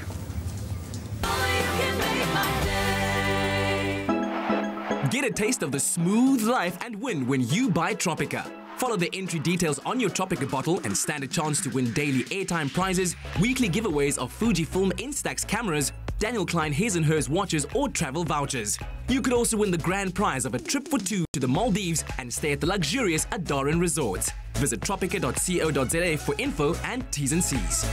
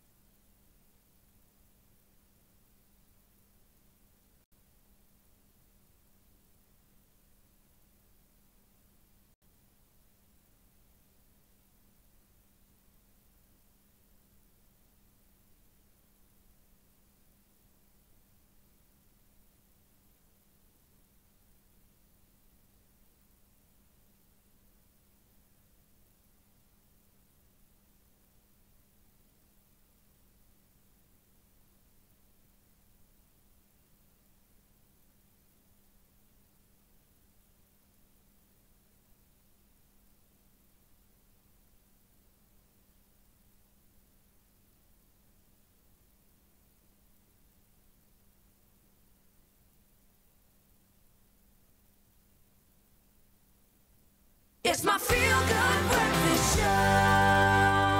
Oh, it's been a crazy morning here on your feel-good breakfast show. All the bros are shaved, looking good. Thank you for lending your moustaches and beards to the Movember movement. And then just one more time, how do people become part of it there, Kai? Just go to Movember.com. It's nice and easy. Sign up, and this year you've also got a little tracker, so you can put up a daily photo, and it'll make a nice little time lapse of your mo growth. Excellent stuff. Bro. Yeah, bro. We'll see you bright and early tomorrow morning.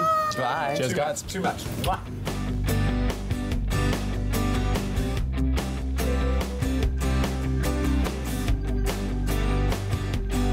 Expresso Morning Show, made with love by Clover. Another feel-good production.